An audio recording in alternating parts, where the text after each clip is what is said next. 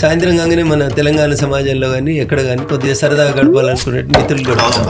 అక్కడ ఒక ఫ్యాషన్ ఉంటుంది. అరే నేను ఇప్పుడు మా ఎంపీ సాబుకి చేస్తా చూడు, ఒకటే రింగుకి ఎత్తుతాడు అని చేస్తాడు. సరే మనం ఎవరికో రాత్రిపూట కదా నాపదిందేమో అని ఎత్తుతాం. మా దోస్తు మాట్లాడని ఇస్తాడు. కాల్ కట్ చేస్తే కూడా పెట్టేయడు ఆయన, మళ్ళీ చేస్తుంటాడు. అన్న కాల్ కట్ అయినట్టుంది అని మళ్ళీ చేస్తుంటాడు. You're also named as high paying advocate అని.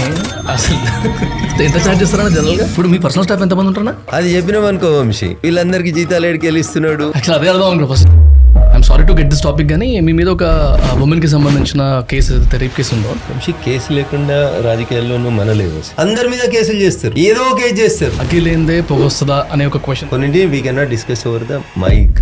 ఓకే, ఎస్పీ అనేటోడు 20 ఏళ్ళు 25 ఏళ్ళు చిన్న పోరాడు ఉంటాడు, కాలు మీద కాలేసుకొని కూర్చుంటాడు. కనీసం కూర్చోమని కుర్చీ అలా వయసును గౌరవించారు. నిన్ననో మొన్నడో పేపర్లో చూసిన కళ్ళలో నీళ్లు వచ్చినాయి, నష్టపరిహారం మీద కొంచెం పైసలు వచ్చేది ఉంది. తిరుగుతా ఉన్నాడు 2 సంవత్సరాలుగా. 11 గంటలకు వచ్చింది. సాయంత్రం 4 దాకా నిల్చొని అట్లే హార్ట్ అటాక్ వచ్చి చచ్చిపోయాడు కలెక్టర్ ఆఫీస్లో. ఏం చేయమంటారు? ఎవరికి చెప్పుకోవాలి? 2009లో మీరు గెలిస్తే ఈవీఎం మంచిది, 2014లో నరేంద్ర మోడీ గారు అదే ఈవీఎంలతో కలిస్తే తూచి ఈవీఎంలు చెడ్డే అంటాడు. పెళ్లి చేసిన తర్వాత తల్లిదండ్రులు కోరుకుంటారు ఏడాదికో 2 ఏళ్ళకో 3 ఏళ్ళకో మన్మడు వస్తాడు అని. రాకపోతే పక్కింటోని తిడితే వస్తుంది, కొడుకుని తిట్టాలి. నిజంగా బీజేపీ హిందూయిజాన్ని అడ్డం పెట్టుకుని గెలుస్తుందా అనే ఒక question.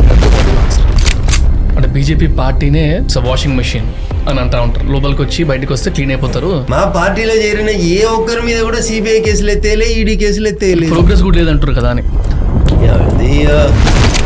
Vamsi, I'm openly challenging this judicial system. ఈ దేశానికి స్వతంత్రం వచ్చిన 75 ఏళ్ళకు కూడా నీ పక్కన సగం మంది ఆడబిడ్డల్ని న్యాయమూర్తులుగా కూర్చోబెట్టుకోవడానికి మనసొప్పని ఒక గౌరవ న్యాయమూర్తి వాళ్ళు ఆకాశంలో సగం కాబట్టి వీళ్ళని శబరిమల గుళ్ళకు తోలియాలంటే ఏం చెప్పదలుచుకున్నావు నువ్వు? బీజేపీ ఇంటర్నల్ కంట్రోల్ సిస్టమ్ ప్రకారం 75 ఏళ్ళు దాటితే పిఎం పదవికి రాజీనామా ఇచ్చో లేకపోతే అది క్లారిటీ కావాలి నాకు. మీ దాంట్లో 54 ఏళ్ళు వస్తే కూడా యువ నాయకుడు అని చెప్తారు మీరు. మరి ముసలోడు ఎప్పుడు? ఒకటే జిల్లా డెమోగ్రఫీ చెప్తా మీకు. ఇక్కడ 100కి 70 మంది హిందువులు ఉండేది. ఈ రోజు 100కి 70 మంది ముస్లింలు అయినరు, 30 మంది హిందువులు అయినరు. హిందువుల ఇళ్లకి 10 మంది పోయి భర్తను భూమి సంతకం పెట్టమంటే పెట్టకపోతే గొంతు కోసి పారేసిపోతున్నారు ఇంటి ముంగట. మర్చిపోలేని ఏదన్నా ఇన్సిడెంట్ ఉంటే అది November 10, 2020 గజ్వేల్ కేసీఆర్ గారు, సిద్దిపేట హరీష్ రావు గారు, ఈ పక్కన కేటీఆర్ గారు సిరిసిల్లలో, మధ్యలో మధుబాక. సర్వీస్ అన్ని కూడా మీరు గెలవరని చెప్పారు. మీ క్లారిటీ ఉండిందా సరే? నేను డే 1 నుంచి నేనే గెలుస్తాను. మాధవనేని రఘునందన్ రావు అని నేను.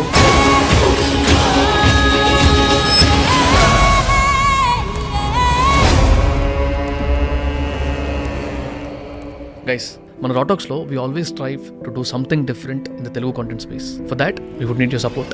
సపోర్ట్ అంటే ఏం లేదు, please do subscribe and do double check subscribe చేశారా లేదా. అన్న very good morning. Morning Vamsi. నమస్తే అండ్ నమస్తే. Thank you very much for accepting. And మీ బిజీ స్కెడ్యూల్లో బాగానే ఫ్లైట్స్ కూడా మారినాయని తెలిసింది నాకు. Thank you very much. అయితే ఇవాళ నాకు తెలిసి after very long time first of all politics గురించి చేస్తున్న పాడ్కాస్ట్.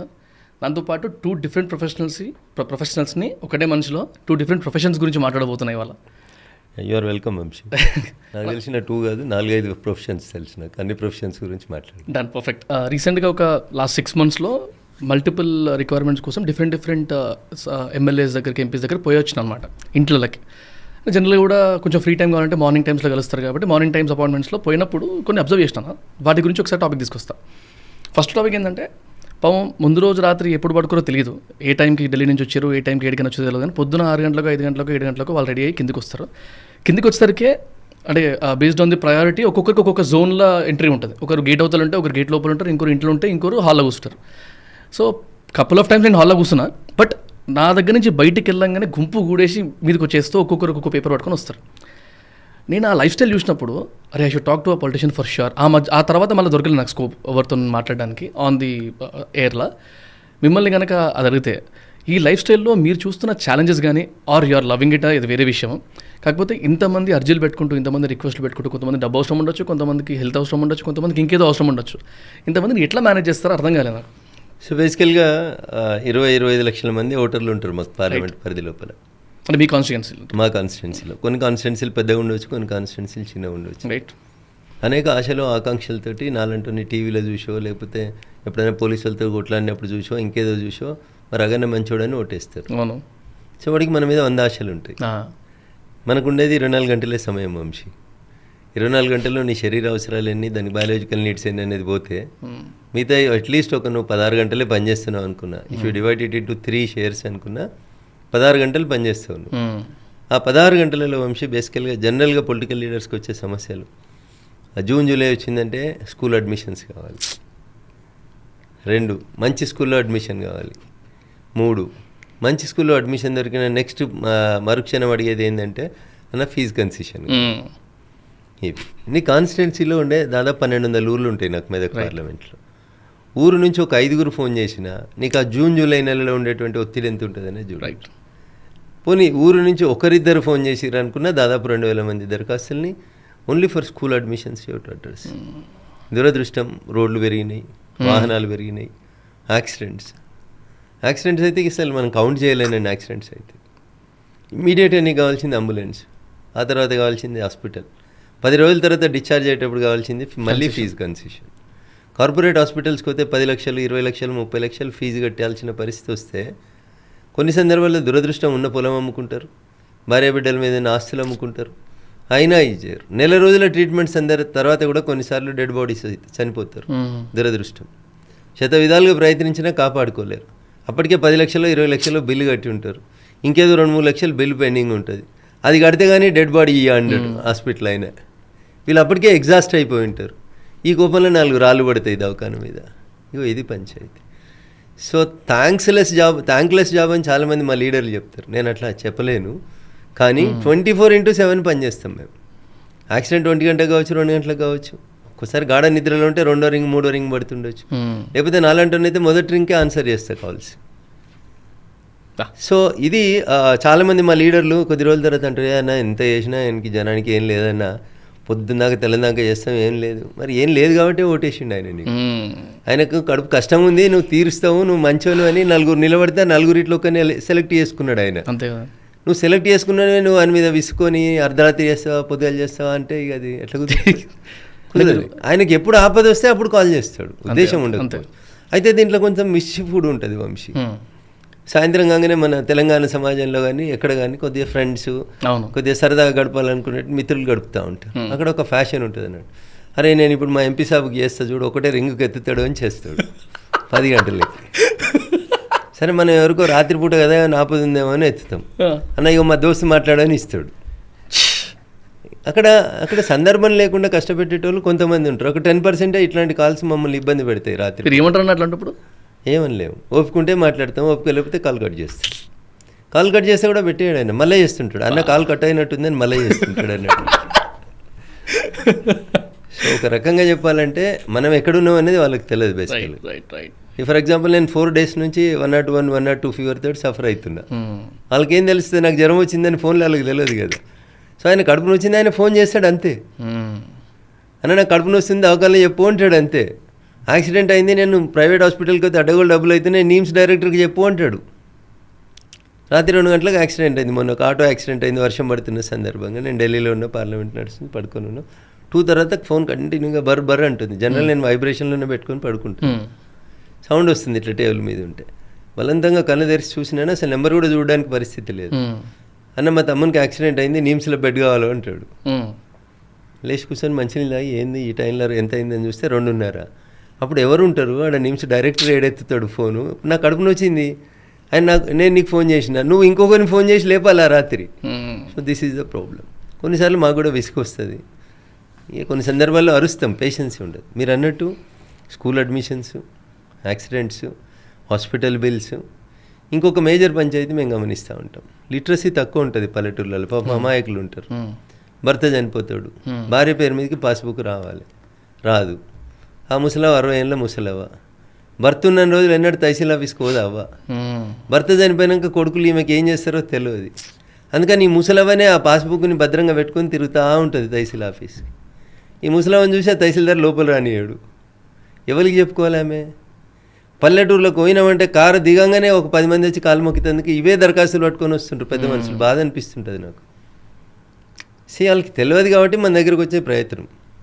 ఆ తహసీల్దారో ఆర్డీఓనో పోంగానే పిలిచి, అరే మా అమ్మ కూడా రేపు ఏమైనా అయితే గిట్లే పోతుందేమో దవాఖాన, కానీ ఇంగిత జ్ఞానం ఆ నిమిషం పనిచేస్తే అయిపోతుంది. కానీ అట్లా పనిచేయదు వీళ్ళకి. మీరు చూసిరా టీవీలలో వీడియోలలో చాలా చూసి, నేను చాలాసార్లు అంటుంటా, ఆఫ్ ది రికార్డులో మాట్లాడినప్పుడు చెప్తా వాళ్ళకి. ఎస్పీ అనేటోడు 20 ఏళ్ళు 25 ఏళ్ళు 30 ఏళ్ళు ఉంటాడు, చిన్న పోరాడు ఉంటాడు, కాలు మీద కాలేసుకొని కూర్చుంటాడు. దరఖాస్తు ఇచ్చేందుకు 2 భార్యాభర్తలు వస్తారు, మా పిల్లలు అసలు అన్నం పెడతలేరు సార్ అట్లా ఇట్లా అని చెప్పుకోవడానికి ఒక దరఖాస్తు పట్టుకొని బయట 4 గంటలు నిల్చొని లోపలికి వస్తాడు. మన అమీన్ సాబ్ గారి నుంచి మొదలుకుంటే ఎస్పీ దాకా వీళ్ళు ఎంత గొప్ప వాళ్ళు అంటే కనీసం కూసోమని కుర్చీ ఇయ్యారు, అలా వయసును గౌరవించారు. నిల్చోబెట్టి చెప్పు అంటాడు ఏకవచనాన్ని.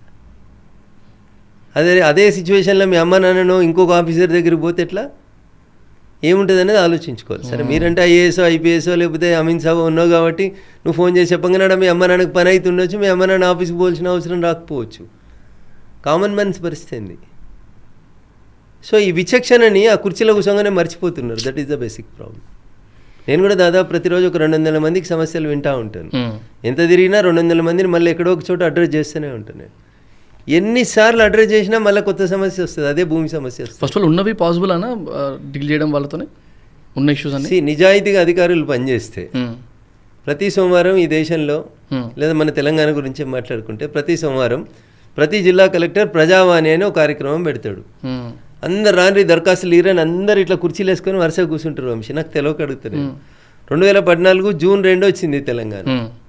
జూన్ 2, 2014 నుంచి ఇవాళ మనం 25 ఆగస్టు 23 తారీఖు నాడు 24 తారీఖు నాడు ఉన్నాం. ఇవాళ దాకా వచ్చిన సోమవారాలు ఎన్ని, వచ్చిన దరఖాస్తులు ఎన్ని, అలా మనం డిస్పోజ్ చేసిన దరఖాస్తులు ఎన్ని అని ఎవడు అడగడబ్బా అసలు? దానికి ఆడిట్ లేదు కదా. లేదు. ఇప్పుడు నేను ఇలా దరఖాస్తు ఇచ్చిన ఈ సోమవారం, నెల అయినాక మళ్ళీ వస్తా మళ్ళీ దరఖాస్తు పట్టుకొని.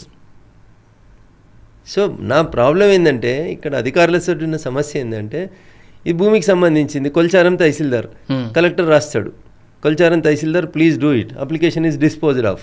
ఈ తహసీల్దార్ కొద్దిగా తహసీల్దార్ దాన్ని చూడడు ఇక అంతే. ఇక అట్లా నేనేమంటాను, నీకున్న సమస్యలన్నీ కూడా గివ్వే. ఏంటి? అన్నదమ్ముల కొట్లాట, సాదా బైనామాలు, తండ్రి చచ్చిపోతే తల్లి మీదికి రాలేదు, లేదా తల్లికి మందు తాగిపించో ఈయన పైసలు ఇప్పించో ఏదో ఒకటి చేసి మోసం చేసి పెద్ద కొడుకే మొత్తం ఆస్తి రాసుకున్నాడు, లేదా చదువుకున్నాడు ఉంటే చిన్న కొడుకు రాసుకొని పోయిండు, మిగతా కొడుకులు ఇల్లిటరేట్ ఉంటే వాళ్ళకి అన్యాయం అయింది. ఇది ఎంతసేపు? మళ్ళీ కోర్టుకు అని చెప్తారు, వకీళ్ళని బతికించాలి అని చూస్తారు, లేకపోతే అన్నదమ్ములు అనుకుంటే పోలీస్ స్టేషన్కి పోతారు తప్ప no officer is having patiency to dispose an application. 10 నిమిషాలు మనస్ఫూర్తిగా ఫోన్ దగ్గర పెట్టుకొని కూర్చుంటే అప్లికేషన్ డిస్పోజ్ చేయొచ్చు. కానీ దేశంలో అంత ఓపిక ఎవరికి లేదు, అంత టైం ఎవరికి లేదు.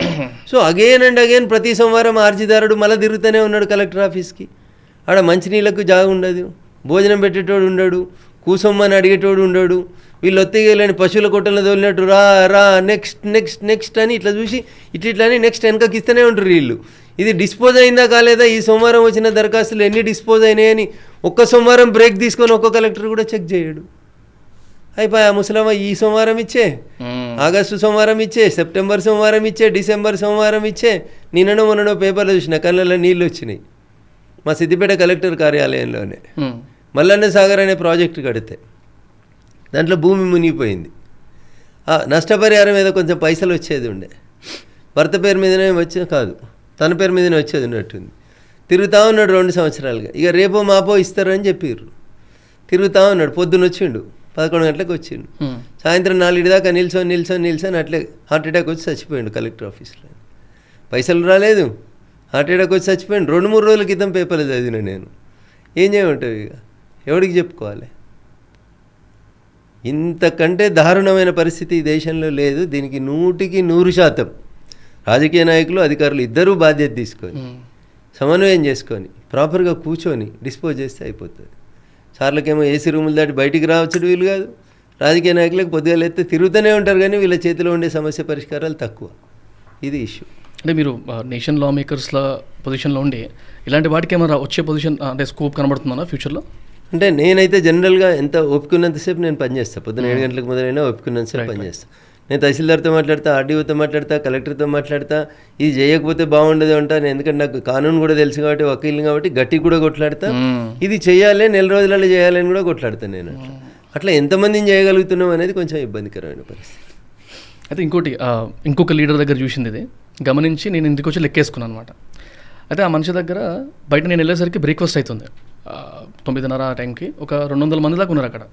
రోజు అట్లే ఉంటుందంట పొజిషన్ అక్కడ. మీకు కూడా బాగా తెలుసు ఆ లీడర్, నేను పేరు ఎంత తీస్తలేను. తర్వాత లోపలికి వచ్చిన తర్వాత ఆల్రెడీ లంచ్ ప్రిపరేషన్స్ నడుస్తూ ఉన్నాయి. లంచ్కి ఎంతమంది వస్తారు, ఎందుకు కథ.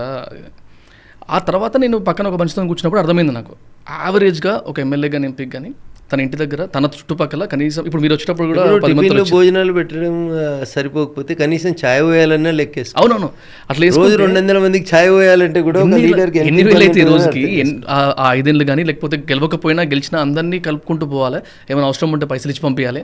ఇట్లా చూసుకుంటే అన్ని ఖర్చులు చూస్తే అంటే అగైన్ కరప్షన్ ఆడదాకా పోను నేను. ఫస్ట్ ఆఫ్ ఆల్ మీ ఖర్చుల గురించి ఆలోచిస్తే ఒక్కసారి ఇఫ్ యూ కెన్ అంటే ఓపెన్గా మాట్లాడుతున్నారు కాబట్టి అడుగుతున్నాను మిమ్మల్ని. ఎవరు రావాలని కోరుకోరు రాజకీయాల్లోకి, కానీ చాలా మంది ఏమనుకుంటారంటే వీళ్ళు మస్తు సంపాదించుకుంటారు అనుకుంటారు. రాజకీయ నాయకులు 2 సంపాదించుకుంటారు వంశీ, ఒకటి షుగరు 2 బీపీ, ఇవి 2 అయితే కంపల్సరీ సంపాదించుకుంటారు. నువ్వు నమ్మవు. ఇంకా చిన్న ఏజ్లోనే 30 ఏళ్ళు 35 ఏళ్ళున్న ఎమ్మెల్యేలని ఎంపీలని చెక్ చేసినా నీకు షుగర్ బీపీ తప్పితే వేరేదేం కనబడదాడు. తల్లిదండ్రుల నుంచి వచ్చే ఆస్తి షుగర్ అయితే బీపీ ఏంటంటే వర్క్ లోడ్ తోటి వచ్చేటువంటి. ఇవి పాలిటిక్స్లో ఉన్న 90% ఆఫ్ ద పొలిటికల్ లీడర్స్కి ఈ 2 వస్తూనే ఉంటాయి. స్ట్రెస్ తట్టుకోలేక, డబ్బులకి పని చేయలేక, అసలు రకరకాలైనటువంటి ఒత్తిళ్ళు ఉంటాయి. తెల్లబట్టలు వేసుకుంటాం, లోపల ఎన్ని బాధలు ఉన్నా బయటికి కనవనీయం కాబట్టి ఎవడు పడితే వాడు ఏది పడితే దాన్ని దానికేంది మస్తు కొన్నాడు మస్తు తిన్నాడు. కారు కొనుక్కుంటే తిడతారు, కారు కొంటే లోన్ మీద వస్తుంది కదా కారు. ఏం పడే 10 లక్షలు మనకి కావాలనుకుంటే కారు లోన్లు వస్తుంది కదా. ₹1,00,00,000 కారు కూడా ఇచ్చిపోతేందుకు రెడీగా ఉన్నారు కదా. ₹1,00,00,000 పెట్టి కారు కొనుక్కున్నాడు మావాడు ఎమ్మెల్యే కాగానే అని తిడతారు అని. అరే వాడు రోజు 300 కిలోమీటర్లు తిరగాలని శరీరం జాయింట్లన్నీ ఊసిపోతాయి, టైంకి అందడు, ఎన్ని బాధలు ఉంటాయి. ఇప్పుడు నాలంటూ నువ్వు 7 అసెంబ్లీలు తిరగాలి, 7కెళ్ళి తిరుగుతావు వంశీ, ఎంతకని తిరుగుతావు? ఈ చివర సదాశివపేట దగ్గర నుంచి మొదలుకుంటే ఆ చివర సిద్దిపేట అవతల శనిగారం దాకా పోవాలి. ఎట్లా స్టార్ట్ అవుతావు, ఎట్లా పోతావు, ఎన్ని ప్రోగ్రాములు చేయగలుగుతావు? ఒక ఊరికి పోతే 10 నిమిషాల్లో ప్రోగ్రామ్ చేసుకోవాలని పోతాం, 100 మంది చుట్టుముడతారు. పో నూకేసుకుంటూ పోతావా? అట్లీస్ట్ నిమిషం అన్నా వినాలి కదా. ఈ టైం లాస్ అయిందంతా మళ్ళీ నువ్వు స్పీడ్లో కవర్ చేయాలి కదా. ట్రూ, కార్ అంత పవర్లు ఉండాలి కదా, దానికి అంత హార్స్ పవర్ ఉండాలి, అదంత స్పీడ్లో పరిగెత్తాలి. షోక్ కాదు కార్ అనేది, అవసరం అక్కడ నీకు. రోజు 500 తిరుగుతా నాలంటే ఎంపీ, యావరేజ్న మీరు లెక్కేసుకుంటే నేను 500 తిరుగుతా. 500 తిరగాలంటే కార్ కెపాసిటీ ఎంత ఉండాలి, ఎంత తిరగాలి? మళ్ళీ నాకు ఒక పిఏ ఉండాలన్నా, 2 గన్మెన్లు ఉండాలన్నా, ఒక డ్రైవర్ ఉండాలన్నా, ఎంబడెవరో వస్తామని లీడర్లు వస్తా అంటే వాళ్ళని ఎక్కించుకోవాలన్నా, ఎట్లయితుంది? సో మీరు బయటికి కనబడిన దానికంటే ఎక్కువ కనబడని కష్టాలు లీడర్కి ఉంటాయి. సో కొద్దిమంది ఇన్ అండ్ అరౌండ్ హైదరాబాద్ ఉండి, లేదా తాతలు తండ్రుల నుంచి ఎమ్మెల్యేలు ఎంపీలు ఉండి 2 తరాలు 3 తరాలు లీడర్లు అయిన వాళ్ళకి ఉంటే ఆస్తి సంపాదన ఉంటుంది. ఫస్ట్ టైం జనరేషన్లో కష్టపడి గెలిచిన వాళ్ళకి దాదాపు 90% పీపుల్ కష్టాలే ఉంటాయి. అంతే, ఆడికాడికే ఉంటుంది తప్పితే ఏముండదు. ఏదైనా ఎవరికైనా ఏదైనా ఫేవర్ జరిగితే వాళ్ళని కొంచెం సాయం చేయమని తీసుకుంటారు, కానీ దాన్ని కూడా తప్పు పడుతున్నారు. చాలామంది అట్లా కూడా తీసుకోవట్లేదు ఈ మధ్యలో. మారిపోయింది కాలం, ఎందుకంటే అందరి దగ్గర సెల్ ఫోన్లు ఉన్నాయి. పైసలు ఇవ్వని అడిగినాం అనుకో రికార్డ్ అవుతుంది ఫోన్లో, ఈయన ఎప్పుడు మళ్ళీ చేస్తాడో తెలియదు. ఇట్లా 100 రకాలైనటువంటి ఇష్యూస్ వస్తాయి. సో ఇప్పుడు లైఫ్ ఆఫ్ పొలిటికల్ లీడర్స్ ఈ సో సెన్సిటివ్, అంటే అంత సెన్సిటివ్ అయిపోయింది. చాలామంది ఫోన్లు ఎత్తాలంటే భయపడే పరిస్థితిలోకి వచ్చినారు. ఇప్పుడు మీ పర్సనల్ స్టాఫ్ ఎంతమంది ఉంటారా? సో ఇక అది చెప్పినాం అనుకో వంశీ, వీళ్ళందరికీ జీతాలు ఏడికెళ్ళి ఇస్తున్నాడు, ఇది నెక్స్ట్ క్వశ్చన్ ఆడికెళ్ళి వస్తుంది అన్నట్టుగా. అట్లా యాక్చువల్ అదే అర్థం అనుకో, ఫస్ట్ జీతాలు ఎంత ఇస్తారు, ఎంత ఖర్చు ఉంటుందని. But okay, will skip it. ఇప్పుడు ఒక డ్రైవర్కి ₹30,000 జీతం ఇవ్వకపోతే నాకు 24/7 పని చేయలేడు వంశీ. ఎందుకంటే పొద్దున 6 గంటలకు లేచి ఒక్కొక్కసారి పోదామంటే పోతాం, రాత్రి 12 దాకా ఉండాలి. ఒక డ్రైవర్ చేసే డ్యూటీ కాదు అది, 2 చేసే డ్యూటీలు కూడా కొన్నిసార్లు చేస్తూనే ఉంటాం, డే అండ్ నైట్ చేస్తూనే ఉంటాం. రైట్. సో అట్లా ఇక కొన్నిటి క్యాలిక్యులేషన్ చేయలేము వంశీ, కొన్నిటిని వెలగట్టలేము. రైట్. అండ్ పాలిటిక్స్లో దగ్గరలోనే అంటే లైక్ భావమర్దులను భావాలను దగ్గర పెట్టుకోవద్దు అని ఒక వర్జన్ అయినా, అలాంటి వాళ్ళు ఉంటేనే మంచిగా ఉంటుంది ఇంకో వర్జన్ అయినా, మీరేమో బిలీవ్ చేస్తారన్నా? సో 50-50 దీంట్లో, రెండిటి లోపల. ఓకే, ఇప్పుడు కుటుంబ సభ్యుల పెత్తనం పెరిగితే పక్కన ఉండేటువంటి లీడర్స్ కొంచెం డిస్టర్బ్ అవుతా ఉంటారు కొన్ని సందర్భాల లోపల.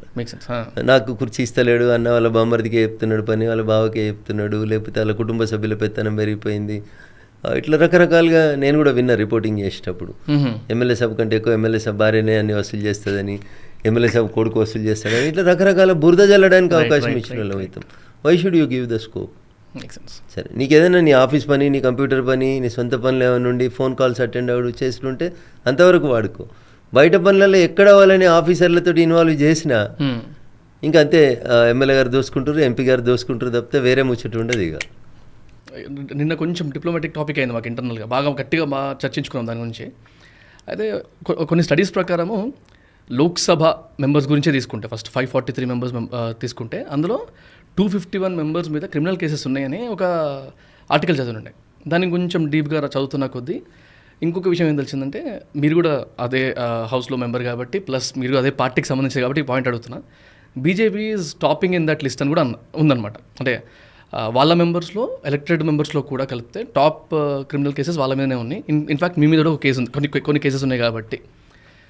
అంటే ఈ స్టాటిస్టిక్స్ చూసిన తర్వాత one question I wanted to ask you is, clean politics అంటే దీన్ని డైరెక్ట్గా అరే కేసెస్ ఉన్నంత మాత్రాన అక్యూజ్డ్ అని కాదు కాబట్టి, క్లీన్ పాలిటిక్స్ అంటే ఇవి ఏవి కేసెస్ లేకపోవడమా, లేకపోతే అసలు ఏముండబోతుంది ఫ్యూచర్, ఇట్లనే ఉంటుందా అనే ఒక క్వశ్చన్ ఉందన్న. వంశీ, కేసు లేకుండా రాజకీయాల్లోనూ మనలేవు అసలు. ఓకే, స్ట్రేట్గా నేను చాలా స్పష్టంగా చెప్పదలుచుకున్నటువంటి అంశం, వంశీ రేపు ఎలక్షన్స్లో ఖైరతాబాద్ నుంచి పోటీ చేస్తాడు అనే విషయం మీడియాకి తెలిసిన మరుక్షణం ఓకే ప్రత్యర్థి పార్టీలు ఏం చేస్తాయంటే వంశీని ఏదో కేసులో ఇరికించాలి అంతే. ఎఫ్ఐఆర్ ఉన్న వాళ్ళు రాజకీయాల్లో పోటీ చేయొద్దనే ఇది ఉంది అనుకో, క్వైట్ న్యాచురల్గా పోటీ చేసే ప్రతి క్యాండిడేట్ మీద ఎఫ్ఐఆర్లు అవుతాయి అంతే. సో ఏది కరెక్ట్ కేసు, ఏది ఒప్పు, ఏది తప్పు అనే దానికి మళ్ళీ కోర్టు అంటారు. కోర్టులకుండి ఇప్పటికే 5 కోట్ల కేసులు పెండింగ్ ఉన్నాయి. ఇది ఎగ్జాక్ట్లీ అదేనబోతున్నాను. ఏ కేసుని కోర్టు పరిష్కరించదు. ఒక రోజులో కేసు అయితే ఒక నెలకో 6 నెలలకో ఒక సంవత్సరానికో పరిష్కారం వస్తుంది అనేది కోర్టులలో లేదు. దురదృష్టం, చాలామంది కోర్టుల గురించి మాట్లాడొద్దు అని కండిషన్స్ పెడతారు. ఈ మధ్యలో కూడా సుప్రీంకోర్టుకు వచ్చిన ప్రస్తుతం ఉన్న చీఫ్ జస్టిస్ కూడా జడ్జిల గురించి అడ్వకేట్లు మాట్లాడొద్దు, లీడర్లు మాట్లాడొద్దు అని చెప్తా ఉంటారు. సో మా గురించి అందరు మాట్లాడతారు, లీడర్ల గురించి రిపోర్టర్లు మాట్లాడతారు, ఓటేసిన ఓటర్కి మాట్లాడే హక్కు ఉంటుంది, ప్రత్యర్థి పార్టీలు మాట్లాడతాయి, కోర్టులు మాట్లాడతాయి, పోలీసు వాళ్ళు మాట్లాడతారు. దేశంలో ఉన్న ప్రతి ఒక్కరికి అల్గా దొరికేది ఎవరంటే పొలిటికల్ లీడర్. ఓకే, చిన్నప్పుడు చిన్నేశ్వరి పంచతంత్రం తెలుగు పుస్తకం చదువుకుంటే దాంట్లో చెప్తారు, కుక్క పని కుక్కనే చేయాలి, గాడిద పని గాడిదనే చేయాలి, ఎవడి పని వాడు చేయాలి, కానీ అన్ని పనులు మేమే చేస్తామంటే మరి మీ పని మీరు ఎందుకు చేస్తలేరు అనే ప్రశ్న వస్తుంది. రైట్. నేను చాలా సందర్భాల్లో అడుగుతాను కోర్టులని.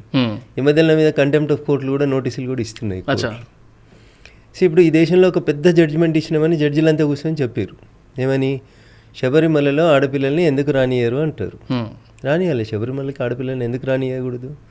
వాళ్ళకు ఉండేటువంటి బయాలజికల్ ఇబ్బందులను బట్టి ఆ సమయంలో 5 రోజులు 3 రోజులు ఆ ఇబ్బందులు ఉంటాయి కాబట్టి, వాళ్ళ 41 రోజులు దీక్ష ఉంటే మధ్యలో ప్రతి ఆడపిల్లకు కూడా ఇబ్బంది వస్తుంది కాబట్టి, ఆ సృష్టి, ఈ కథ ఇవన్నీ ఉంటాయి, న్యాచురల్గా ఉండేటువంటి ఇబ్బందులు ఉంటాయి కాబట్టి వద్దని చెప్పారు. అంతేగాని ఆ కార్యక్రమాలు ముగిసిపోయినటువంటి ఆడపిల్లలు శబరిమలకి వస్తా అంటే ఎవరు వద్దన్నారు? ఎవరు వద్దని లేదు. అంతే. దానికి కొంతమంది జడ్జిలు ఏం చెప్తారు, శబరిమలకి ఎవరు వస్తా అంటే వాళ్ళని తీసుకుపోయి చూపెట్టుర్రి అంటారు. సరే, సుప్రీంకోర్టు చెప్పింది తీసుకుపోండి, ఆకాశంలో సగం జనాభాలో సగం ఆడపిల్లలకి సముచితమైన స్థానం ఉండాలి, శబరిమలకు రావాలి. ఇప్పుడు నన్ను ఇట్లా చెప్తా ఉన్నావు, నువ్వు పోయి ఆడపిల్లలందరినీ అందరినీ తీసుకుపోయి శబరిమల గుడి చూపించుకొని రాపో అని చెప్తా ఉన్నావు. నువ్వు 1 ఏళ్ళు చూపిస్తుంది నా దిక్కు, మిగతా 4 ఏళ్ళు నీ దిక్కు ఏమన్నా నువ్వు మర్చిపోతున్నావు. ఎప్పుడైతే మీరు జనాభాలో సగం ఆడపిల్లలు ఉన్నారో అని అన్నారో, నాలంటి నుంచి అడగకమన్నా నా నుంచి ఒక ప్రశ్న వస్తుంది. సుప్రీంకోర్టులో మొత్తం 32 కుర్చీలు ఉంటాయి, 32 మంది జడ్జిలు ఉంటారు సుప్రీంకోర్టుకి. 32 మంది జడ్జిలలో జడ్జిమెంట్ ఇచ్చే కంటే ముందు సుప్రీంకోర్టు చీఫ్ జస్టిస్ గారు ఆలోచించాల్సిన విషయం ఏంటంటే, స్వామి వివేకానంద చెప్పినట్టు ఏదన్నా ఎదుటోనికి చెప్పే కంటే ముందు మనం చేసి చూపెట్టాలి. రైట్. జనాభాలో సగం, నేను కూడా ఒప్పుకుంటా, జనాభాలో సగమైంది, ఇంకో శాతం ఎక్కువనే ఉన్నారు అనుకుందాం. 32 కుర్చీలు ఉన్నాయి, ఎన్ని కుర్చీలు ఇవ్వాలన్న సగంకి? 16 కుర్చీలు ఇవ్వాలి దాకా. వంశం openly challenging this judicial system being an advocate. ఇవ్వాలి దాకా ఎన్నడన్నా 32 మంది సుప్రీంకోర్టు జడ్జిలకు ఇట్లా బెంచ్లు వేసి కూర్చోబెడితే అలా సగానికి సగం 16 మంది మహిళా జడ్జిలు ఉన్న రోజు చూపెట్టు. ఈ దేశానికి స్వతంత్రం వచ్చిన 75 ఏళ్ళకు కూడా నీ పక్కన సగం మంది ఆడబిడ్డల్ని కూర్చోబెట్టుకోవడానికి, న్యాయమూర్తులుగా కూర్చోబెట్టుకోవడానికి మనసొప్పని ఒక గౌరవ న్యాయమూర్తి, వాళ్ళు ఆకాశంలో సగం కాబట్టి వీళ్ళని శబరిమల గుళ్ళకు దోలియాలంటే ఏం చెప్పదలుచుకున్నావు నువ్వు? నువ్వు చెప్తే నేనెందుకు వినాలనే ప్రశ్న వస్తుందా రాదా? సరే, నేనంటే ఇంట కావచ్చు, రైట్, నేనంటే మీకు వ్యతిరేకంగా మాట్లాడగవచ్చు, ఎందుకంటే మీరు జడ్జిలు, నేను అడ్వకేట్ని కాబట్టి మాట్లాడొద్దు కాబట్టి మాట్లాడా. పల్లెటూరులో రచ్చబండ కాడ కూర్చున్నాడు అడుగుతాడు, అరే వీళ్ళు మస్తు చెప్తున్నారు, మరి వాళ్ళ పక్కన ఒక లేడీ జడ్జి కనబడతలేదేందిరా అని అన్నాడు అనుకో, అప్పుడు ఏం చేయాలి మనం? ఏమంటారు అడ్వకేట్లు కోర్టులకు వచ్చి? ఓ మిలార్డ్ అంటారు, అంటే ఒక కనబడే దైవమా అని చెప్తారు. ఆ దేవుడే తప్పు చేసి ఎవరికి చెప్పుకోవాలి? సో దిస్ ఈజ్ ద బేసికల్ ఇష్యూ.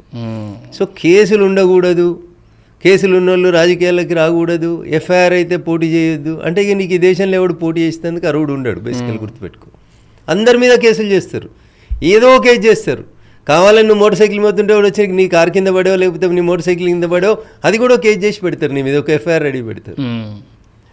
కాబట్టి నేర చరిత్రలు రాజకీయాలకి దూరంగా ఉండాలనేది ఐ షుడ్ ఫీల్.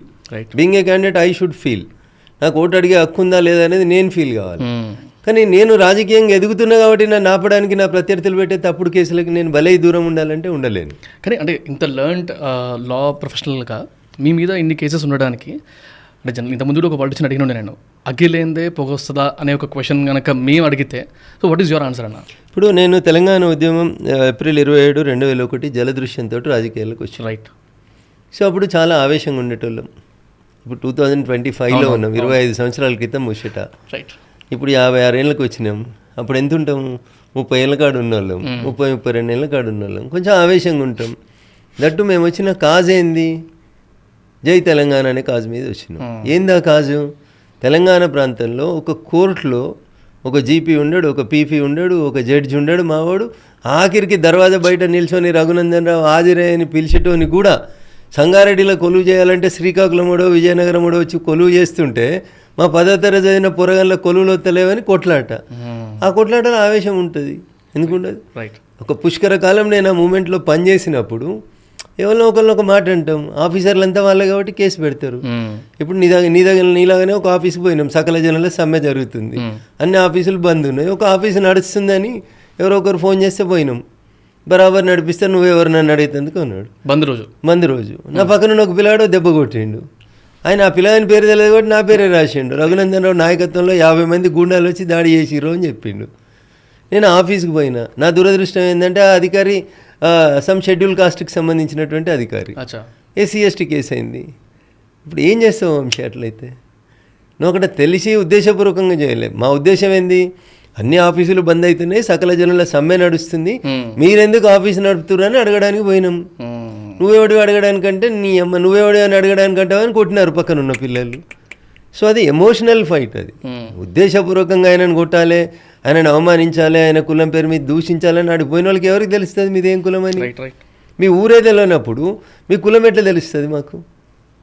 సో అట్లా ఎమోషనల్ పాలిటిక్స్లో వచ్చినాం కాబట్టి ఆ సందర్భంగా పోలీసులతోటి నిత్యం ఘర్షణ, ప్రభుత్వంతో నిత్యం ఘర్షణ. రైలు రోకోకి పోతే రైలు రోకో కేసులు అవుతాయి, సకల జనుల సమ్మెకు పోతే ఆఫీసులలో విధులను ఆటంకపరిచారని అదొక కేసు పెడతారు. పోలీసు వాళ్ళు లాఠీచార్జ్ చేసేందుకు వచ్చినప్పుడు అడ్డుకుంటే పోలీసు వాళ్ళు విధులను అడ్డుకున్నామని పెడతారు. అన్నీ వాళ్ళ చేతుల్లోనే ఉంటాయి కాబట్టి చట్టాలు పెడుతూనే ఉంటారు. ఇంకో ఫనీ థింగ్ ఏంటంటే ఈ మధ్యలో కొత్తగా లీడర్స్ అవుదాం అనుకున్న వాళ్ళు పోలీసు వాళ్ళు ఎప్పుడెప్పుడు చార్జ్ చేస్తారా, ఫోటోలు ఎప్పుడు వచ్చా అని చూస్తారు కదా. సో అది ఒకప్పటి ట్రెండ్ వంశీ. ఇప్పుడు ఆ ట్రెండ్ లేదు, అవసరం లేదు, అసలు అది అవసరం లేదు. పాలిటిక్స్ని నేరాలకి దూరంగా ఉంచాలి, క్రిమినల్స్కి దూరంగా ఉంచాలి అనేది ఇట్ ఈస్ మంచి కోరిక. బట్ ఎంతవరకు దాన్ని మనం ఆచరణ లోపల తీసుకురాగలుగుతామంటే ఇంతకుముందు సుప్రీంకోర్టు జడ్జిమెంట్ చెప్పుకున్నట్టే ఉంటుంది. అట్లా ఇంకొక సర్ప్రైజింగ్ ఉండింది నాకు కూడా, నమ్మనికి కూడా అంత చక్కగా లేదు. I'm sorry to get this topic, కానీ మీ మీద ఒక ఉమెన్కి సంబంధించిన కేసు ఏదైతే రేప్ కేసు ఉందో అది ఇన్సిడెంట్ అయిన 10 ఏళ్ల తర్వాత కేసు రావడం మీద నాకు అది అర్థం కాలేదు. అంటే మీకేమన్నా తెలిసిందా ఇంటర్నల్గా ఎందుకు అట్లా వేయాల్సి వచ్చిందని ఏమన్నా తెలిస్తే? నేను ఇందాక చెప్పిన కదా, వంశీ రాజకీయాలకు వస్తున్నాను అనుకుంటే ఎవరో ఒకరు కేసు పెట్టించడానికి రెడీ అవుతారు. సో అట్లా వచ్చే కేసులలో ఒక భాగం ఈ కేసు. అంతకుమించి అందులో కొత్తగా చెప్పుకోవాల్సింది ఏమి ఉండదు. అంతేనా? మనిషి ఎదుగుతుండు అన్నప్పుడు ప్రత్యర్థి పార్టీలు ఏం చేస్తాయంటే రాజకీయంగా మనల్ని తట్టుకోలేక, ఎదుర్కోలేక తెల్లబట్టలు వేసుకొని వచ్చిన వంశీ ఇంత బురద చల్లిపోవాలి, ఇంత ఇంకేసిపోవాలి, ఒక మరక చేయాలనేటువంటి ప్రయత్నం తప్ప. ఒక రేపు జరిగితే దానికి ఒక 1, 2 వారం 10 రోజుల గ్యాప్లో పెడితే అది ఒక మీనింగ్ పడుతుంది. 13 ఏళ్ళ తర్వాత 20 ఏళ్ళ తర్వాత రేపు కేసులు పెడితే కూడా పెట్టాలంటే నేను ఇందాక చెప్పిన కదా. అదేనా ఇప్పుడు ఫ్యామిలీ గురించి ఆలోచించారా అని ఒకటి పెట్టించేటప్పుడు ఏముండదు. మీ పరిస్థితి రాజకీయంగా నిన్ను ఎదుర్కోవడం చేతగానప్పుడు నీ మీద బురదేయాలి, నీ కుటుంబంలో నిప్పులు పోయాలి. ఇంతకు మించి వాళ్ళతో అయ్యేది ఏముంటుంది చెప్పు. అల్టిమేట్గా ఆ కోర్టు ఆ కేసులో జడ్జిమెంట్ ఇచ్చినందుకు ఏదో 10 ఏళ్ళు పడతాయి. ఆ 10 ఏళ్ళు నీలాంటోడు, పేపర్ రాసినోడు, ఏడీఆరోడు, లేకపోతే ఎలక్షన్ అఫిడవిట్లో రఘునందన్ రావు మీద రేప్ కేసు ఉంది అనేది ఒకటి మాట్లాడడానికి ఒక స్కోప్ ఇస్తుంటారు. సో 50 ఏళ్ళ జీవితంలో ఏడ మచ్చలేనప్పుడు లాస్ట్ జీవితంలో వచ్చి ఒక మచ్చ వేసిపోవడానికి ఒక స్కోప్ తీసుకుంటారు అట్లా. సో అది నేనైనా ఎవరైనా అట్లా తప్పుడు కేసులు పెట్టడం అనేది సరైంది కాదు. ట్రూ. ఫస్ట్ అది విన్నప్పుడు ఆ గ్యాప్ చూసినప్పుడు అది వేసేటప్పుడు సరే నిజం అనుకుంటే ఒక విషయము, ఒకవేళ అబద్ధం అయితే తను కానీ వాళ్ళ ఫ్యామిలీ కానీ వాళ్ళ డాటర్ కానీ వాళ్ళ అల్లుడే కానీ వీళ్ళందరూ ఎట్లా ఫీల్ అవుతారు, మనవరాళ్ళే కానీ మనవాళ్ళే కానీ ఆ థాట్ వచ్చినుండే. బట్ అది తట్టుకోగలిగే శక్తి ఉన్నటువంటి కుటుంబాలు తట్టుకుంటే, తట్టుకోలేకపోతే అనవసరమైనటువంటి ఇబ్బందులు వస్తాయి. కానీ మీ థాట్ ప్రాసెస్ కానీ పేషెన్స్ కుటుంబ జీవితాలలో అనవసరమైనటువంటి ఇబ్బందులు వస్తాయి. Very true. అంటే మీ పేషెన్స్ లెవెల్ కానీ మీ థాట్ ప్రాసెస్ కానీ అంటే నమ్ముకొని ఒక ఉద్యమంలో పోరాడి కరెక్ట్గా ఆ పార్టీ విన్ అయ్యే 1 year ముందు బయటికి తోసేసారా నూకేసారా ఏదో అయ్యి బయటకు వచ్చి తర్వాత కపుల్ ఆఫ్ టైమ్స్ 3-4 times ఎలక్షన్స్లో కొట్లాడి తర్వాత అంటే కొంతమంది గివ్ అప్ చేస్తారు. అంటే మీ పేషెన్స్ సైన్స్ టీచర్గా నేను స్టూడెంట్స్కి ఊకే చెప్పేటోని struggle for existence and survival of the fittest. This is called Darwinism. Darwinism ఏం చెప్తుందంటే మారుతున్న కాలానికి అనుగుణంగా నువ్వు మారాలి, మారితే నువ్వు బతకగలుగుతావు, మారకపోతే నువ్వు ఎలిమినేట్ అవుతావు సొసైటీ. 2 జంతువుల్ని ఉదాహరణగా చెప్తాను నేను సైన్స్ టీచర్. ఒకటి జిరాఫీ, 2 డైనోసారస్. జిరాఫీ మెడ కూడా గుర్రం గాడిదల్లాగా చిన్నగానే ఉంటుండే జనరేషన్స్ బ్యాక్. ఎప్పుడైతే కరువు కాటకాలు వచ్చి దానికి భూమి మీద తినడానికి సంబంధించినటువంటి వస్తువులు దొరకనప్పుడు అది కిందికేసిన మెడని మెల్లగా పైకి లేపడం మొదలుపెట్టింది. Over a period of time పైన ఉన్నటువంటి చెట్ల కొమ్మల్ని దీన్ని బతకాల్సిన పరిస్థితి వచ్చి డ్రాట్ కంటిన్యూ అయినప్పుడు after certain generations there was an increase in the length of giraffes neck. So మారిన కాలానికి అనుగుణంగా జిరాఫీ శరీరం దాని లోపల ఉన్న క్రోమోజోమ్స్ అన్నీ మారుతూ దాని బాడీ స్ట్రక్చర్ని అది మార్చుకోగలిగింది కాబట్టి అది బతకగలిగింది జిరాఫీ. రైట్. డైనోసారస్ బతకలేదు. ఇప్పుడు నువ్వు పిల్లలకి చూపిస్తావు టీవీలో ఏమని ఆ ఇంగ్లీష్ సినిమాలు వస్తుంటే మీద పడేటి ఆ డ్రాక్యులాలని డైనోసారస్లని, లేకపోతే జూకు పోతే ఆడ రాయితోటి చేసిందోటి కనబడతా ఉంటుంది. సో అది మారిన కాలానికి అనుగుణంగా తన జీవన విధానాన్ని మార్చుకోలేకపోయింది కాబట్టి ఒకప్పుడు బతికి ఉండే అని, ఒకప్పుడు రాక్షస బల్లులు ఉంటుండే అని చెప్పుకునే పరిస్థితికి వచ్చింది. సో దీంట్లో నువ్వు ఎంచుకునేటువంటి జీవితం ఎట్లుండాలనేది నీ మీద వదిలిపెట్టేస్తావు. నువ్వు రాక్షస బల్లిలాగా అంతర్ధానం అయిపోదాం అనుకుంటున్నావా, జిరాఫీలాగా మారిన కాలానికి అనుగుణంగా బతుకుదాం అనుకుంటున్నావు అనేది నీ చాయిస్ అది. సో నేను సైన్స్ టీచర్ని కాబట్టి నాకు ఎన్ని కష్టాలు వచ్చినా నేను పిల్లలకే డార్వినిజం చెప్పొచ్చినోని, పిల్లలకే న్యూటన్ థర్డ్ లా చెప్పొచ్చినోని, నా దాకా వచ్చినప్పుడు నన్ను నేను మౌల్డ్ చేసుకోకపోతే ఎట్లయితుంది? తప్పకుండా మౌల్డ్ చేసుకోవాలి, బతకాలి, సమాజానికి ఆదర్శంగా నిలబడాలనుకున్నా నిలబడ్డాం. Got it. Also considering your professions కొంచెం అపార్ట్ ఫ్రమ్ పాలిటిక్స్, ఒకటి as a politician you take an oath promise that అంటే అందరికీ న్యాయం చేస్తాను, లేకపోతే ప్రతి ఒక్కరిని ఒకేలా చూసుకుంటా అని whatever you promise as swearing in సెరమనీలో, ప్రమాణ స్వీకారంలో, దానికి ఇటు సైడ్ చూస్తే as an advocate, as a law professional మీరు నేర్చుకునేది how do you manipulate, how do you fight, how do you create stories or multiple things, not naming it. కాకపోతే అంటే ఈ 2 different మైండ్ సెట్స్ని హౌ డూ యూ కంబైన్? చాలామంది నిర్దోషుల మీద కూడా నేరం ఆరోపించబడుతుంది. సో మాకు వకాలత్ ఇచ్చినప్పుడు ఏం చెప్తారంటే, ఎవరైతే నీ దగ్గరకు వచ్చి నీ వకాలత్ సంతకం పెడతాడో, నీ క్లయింట్ అవుతాడో, ఆ క్లయింట్ తరఫున నువ్వు వకాలత్ చేయడానికి నీకు వకాలత్ ఇవ్వబడుతుంది. సో నీ మీద మర్డర్ కేసు ఆరోపించబడవచ్చు, నీ మీద రేప్ కేసు ఆరోపించబడవచ్చు, నీ మీద డెకాయిటీ ఆరోపించబడవచ్చు. ఆరోపించబడ్డ వాళ్ళందరూ ముద్దాయిలై శిక్ష పడతలేరు కదా ఈ దేశంలో. సో అందుకని నువ్వు వాళ్ళ తరఫున వకాలత్ చేయడం అది వృత్తి ధర్మం. అది వృత్తి ధర్మం, దాన్ని అంతవరకే చూడాలి. తర్వాత నువ్వు ఎన్నికైనటువంటి ప్రజాప్రతినిధిగా నువ్వు ఏం ఓటు తీసుకున్నావు, ప్రజలకు న్యాయం చేస్తానని, నియోజకవర్గ ఓటర్లకు అందుబాటులో ఉంటానని దానికి పనిచేస్తా ఉన్నా. 2 వృత్తుల్ని కూడా సమదృష్టితోటే చూసుకుంటూ ముందుకు తీసుకోవాలి. మైండ్ సెట్లో కాంట్రడిక్షన్ ఉంటుంది కదా. కానీ నేను ఎమ్మెల్యే గెలిచిన తర్వాత, ఎంపీ గెలిచిన తర్వాత కేసులని గతంతో కంపేర్ చేసినప్పుడు చాలా వరకు తగ్గించుకొని లిమిటెడ్ కేసెస్ మాత్రమే అటెండ్ అవుతాయి. అండ్ మీ మేజర్ దాంట్లో కూడా కొంచెం కాంప్లికేటెడ్ కేసెస్, క్రిమినల్ కేసెస్ ఎక్కువ ఉంటాయి. నేనేమంటున్నాను, you cannot mix these 2 professions. రాజకీయాల్లో రాణించాలంటే వకాలత్ అనేది ఒక అడిషనల్ క్వాలిఫికేషన్ అవుతుంది. ఎందుకంటే చట్టం తెలిస్తే నీకు బాగా ఆర్గ్యూ చేయగలుగుతావు, కేసును బాగా ఆర్గ్యూ చేయగలుగుతావు అంటే you can present your case in a better. పార్లమెంట్లో కానీ అసెంబ్లీలో కానీ నువ్వు రిప్రజెంట్ చేసే పార్టీ గురించి మంచిగా మాట్లాడుకోవడానికి నీకు ఒక అవకాశం వస్తుంది. చాలామంది ఈ దేశాన్ని పరిపాలించిన ప్రధానమంత్రులు, రాష్ట్రపతులు, ముఖ్యమంత్రులు, చాలామంది మంత్రులు ఇన్ఫ్యాక్ట్ అడ్వకేట్సే రాజకీయాల్లో ఎక్కువ రాణిస్తారు. ఎందుకంటే you have a command over the లాగా. మీకు కొన్ని లూప్ హోల్స్ ఎక్కువ తెలుసు కదా, అందుకనే చట్టంలో ఉండేటువంటి లొసుగులు ఎట్లున్నాయి ఏందని చూసి పనిచేస్తాను నేను. ఒప్పుకుంటారు అయితే? ఉంటాయి కదా, నేను తప్పకుండా ఉంటాయి. చట్టంలో లొసుగులు ఉంటాయి తప్ప. Right, absolutely. అండ్ మీ 2 కెరియర్స్లో ఫస్ట్ నాకు రాజకీయం గురించి మాట్లాడితే, మీరు గెలవక ముందు కానీ, బయటకు వచ్చేసిన పార్టీ నుంచి బయటకు వచ్చిన తర్వాత కానీ, లేకపోతే 2-3 సార్లు కొట్లాడిన తర్వాత గెలిచినప్పుడు కానీ, ఈవెన్ నౌ టిల్ టుడే మర్చిపోలేని ఏదన్నా ఇన్సిడెంట్ ఉంటే? మర్చిపోలేనంటే ప్రాక్టీస్లోనా, రాజకీయాల్లో? ఫస్ట్ రాజకీయాల గురించి మాట్లాడుతున్నాను. దుబాక ఉప ఎన్నిక గెలవడం November 10, 2020. ఏ పొలిటికల్ లీడర్కైనా ఏముంటుందని అంబిషన్. గెలుపు రానంతసేపు నువ్వు నీ గురించి జనం చాలా తక్కువ మాట్లాడుకున్నారు. నువ్వు గెలుపు సాధించినప్పుడు అది చేసే సప్పుడు చాలా పెద్దగా వస్తుంది. అది November 10, 2020. దాదాపు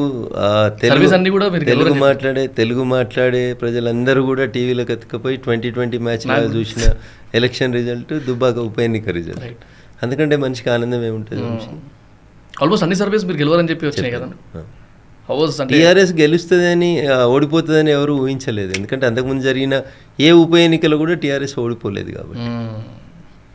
సో దట్టు కేసీఆర్ వల్ల సొంతూరు, హరీష్ రావు ఉన్నాడు, 6 అడుగులు ఉన్నాయి, 3 అడుగులు ఉన్నాయి అని అట్లా రకరకాల చుట్టుపక్కలంతా వాళ్ళవే కదా. మధ్యలో ఇది ఒక్కటి గజ్వేల్ కేసీఆర్ గారు, సిద్దిపేట హరీష్ రావు గారు, ఈ పక్కన కేటీఆర్ గారు సిరిసిల్లలో, మధ్యలో మా దుబ్బాక. అక్కడ గెలవడం అనేది దే నెవర్ ఎక్స్పెక్టెడ్. అట్లా మీ క్లారిటీ ఉండిందా సరే? నేను క్లారిటీ తోటి ఉన్నా. నేను డే 1 నుంచి నేనే గెలుస్తా అని చెప్పాను. అవునా? అయితే ఇప్పుడు లా ప్రొఫెషన్కి వస్తే ఇక్కడ మర్చిపోలేని సంఘటన కానీ సిచ్యువేషన్ కానీ? అంటే నేను ఫస్ట్ నా కేసులో ప్రొఫెషన్లోకి వచ్చిన తర్వాత సెషన్ స్టైల్లో కేసు చేసి గెలిచింది 302, అంటే మర్డర్ కేసు. ఓకే.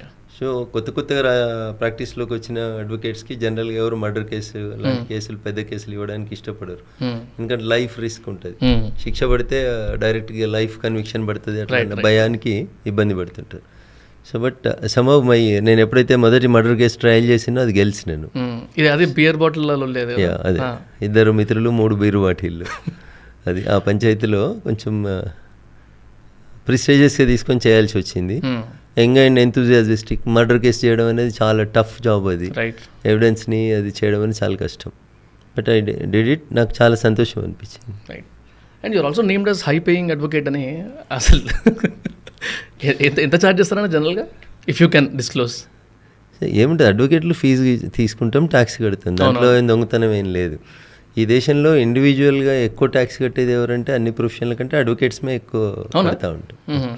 నేనని కాదు, చాలామంది అడ్వకేట్స్ చాలా కడతా ఉంటారు. సో లక్షల్లో తీసుకుంటారు అడ్వకేట్లు. ఫీజులు ఎవరు తక్కువ తీసుకోరు. చెప్పడం ఏదో చెప్తారు, అట్లా నామినల్గా తీసుకుంటున్నామని అని చెప్తారు, కానీ ఎవరు నామినల్గా ఏం తీసుకోరు, లక్షల్లోనే తీసుకుంటారు ఫీజు. హైకోర్టులో, సుప్రీంకోర్టులో ప్రాక్టీస్ చేసే వాళ్ళంతా మినిమం లక్ష లేకుండా అసలు మాట్లాడడానికి కూడా వాళ్ళు ఇష్టపడరు. So it is generally we can say it as a costly profession. Right. And అంటే ఇది మీదైతే అవర్లీ బేసిస్ ఉంటుందా లేకపోతే సెషన్ బేస్ తీసుకుంటారా? నేను అంత ఇదిగా గంటల కొద్దీ, నిమిషాల కొద్దీ తీసుకునేంత ఛార్జ్ ఎప్పుడు చేయలేదు. నేను చాలా వరకు ఫ్రీ కేసెస్ చేసిన సందర్భాలు కూడా ఉన్నాయి, బేస్డ్ ఆన్ ద సిచ్యువేషన్. అది మన యూఎస్లో అనుకుంటా ప్రోబోనో అంటారు. అవును. మా దగ్గర కూడా కొంతమంది అడ్వకేట్స్ని అట్లా లీగల్ అథారిటీ సెల్ అని పెట్టి ఫ్రీగా వకాలు చేయమని చెప్తారు. జైల్లో ఉండి ఆయన పేయింగ్ కెపాసిటీ లేని ముద్దాయిల కోసం అడ్వకేట్స్ని కొన్నిసార్లు ఫ్రీగా చేయమని స్టేట్ బ్రీఫ్ అని చెప్పి జడ్జిలే నామినేట్ చేస్తారు. అట్లా కూడా చేస్తాం కేసెస్.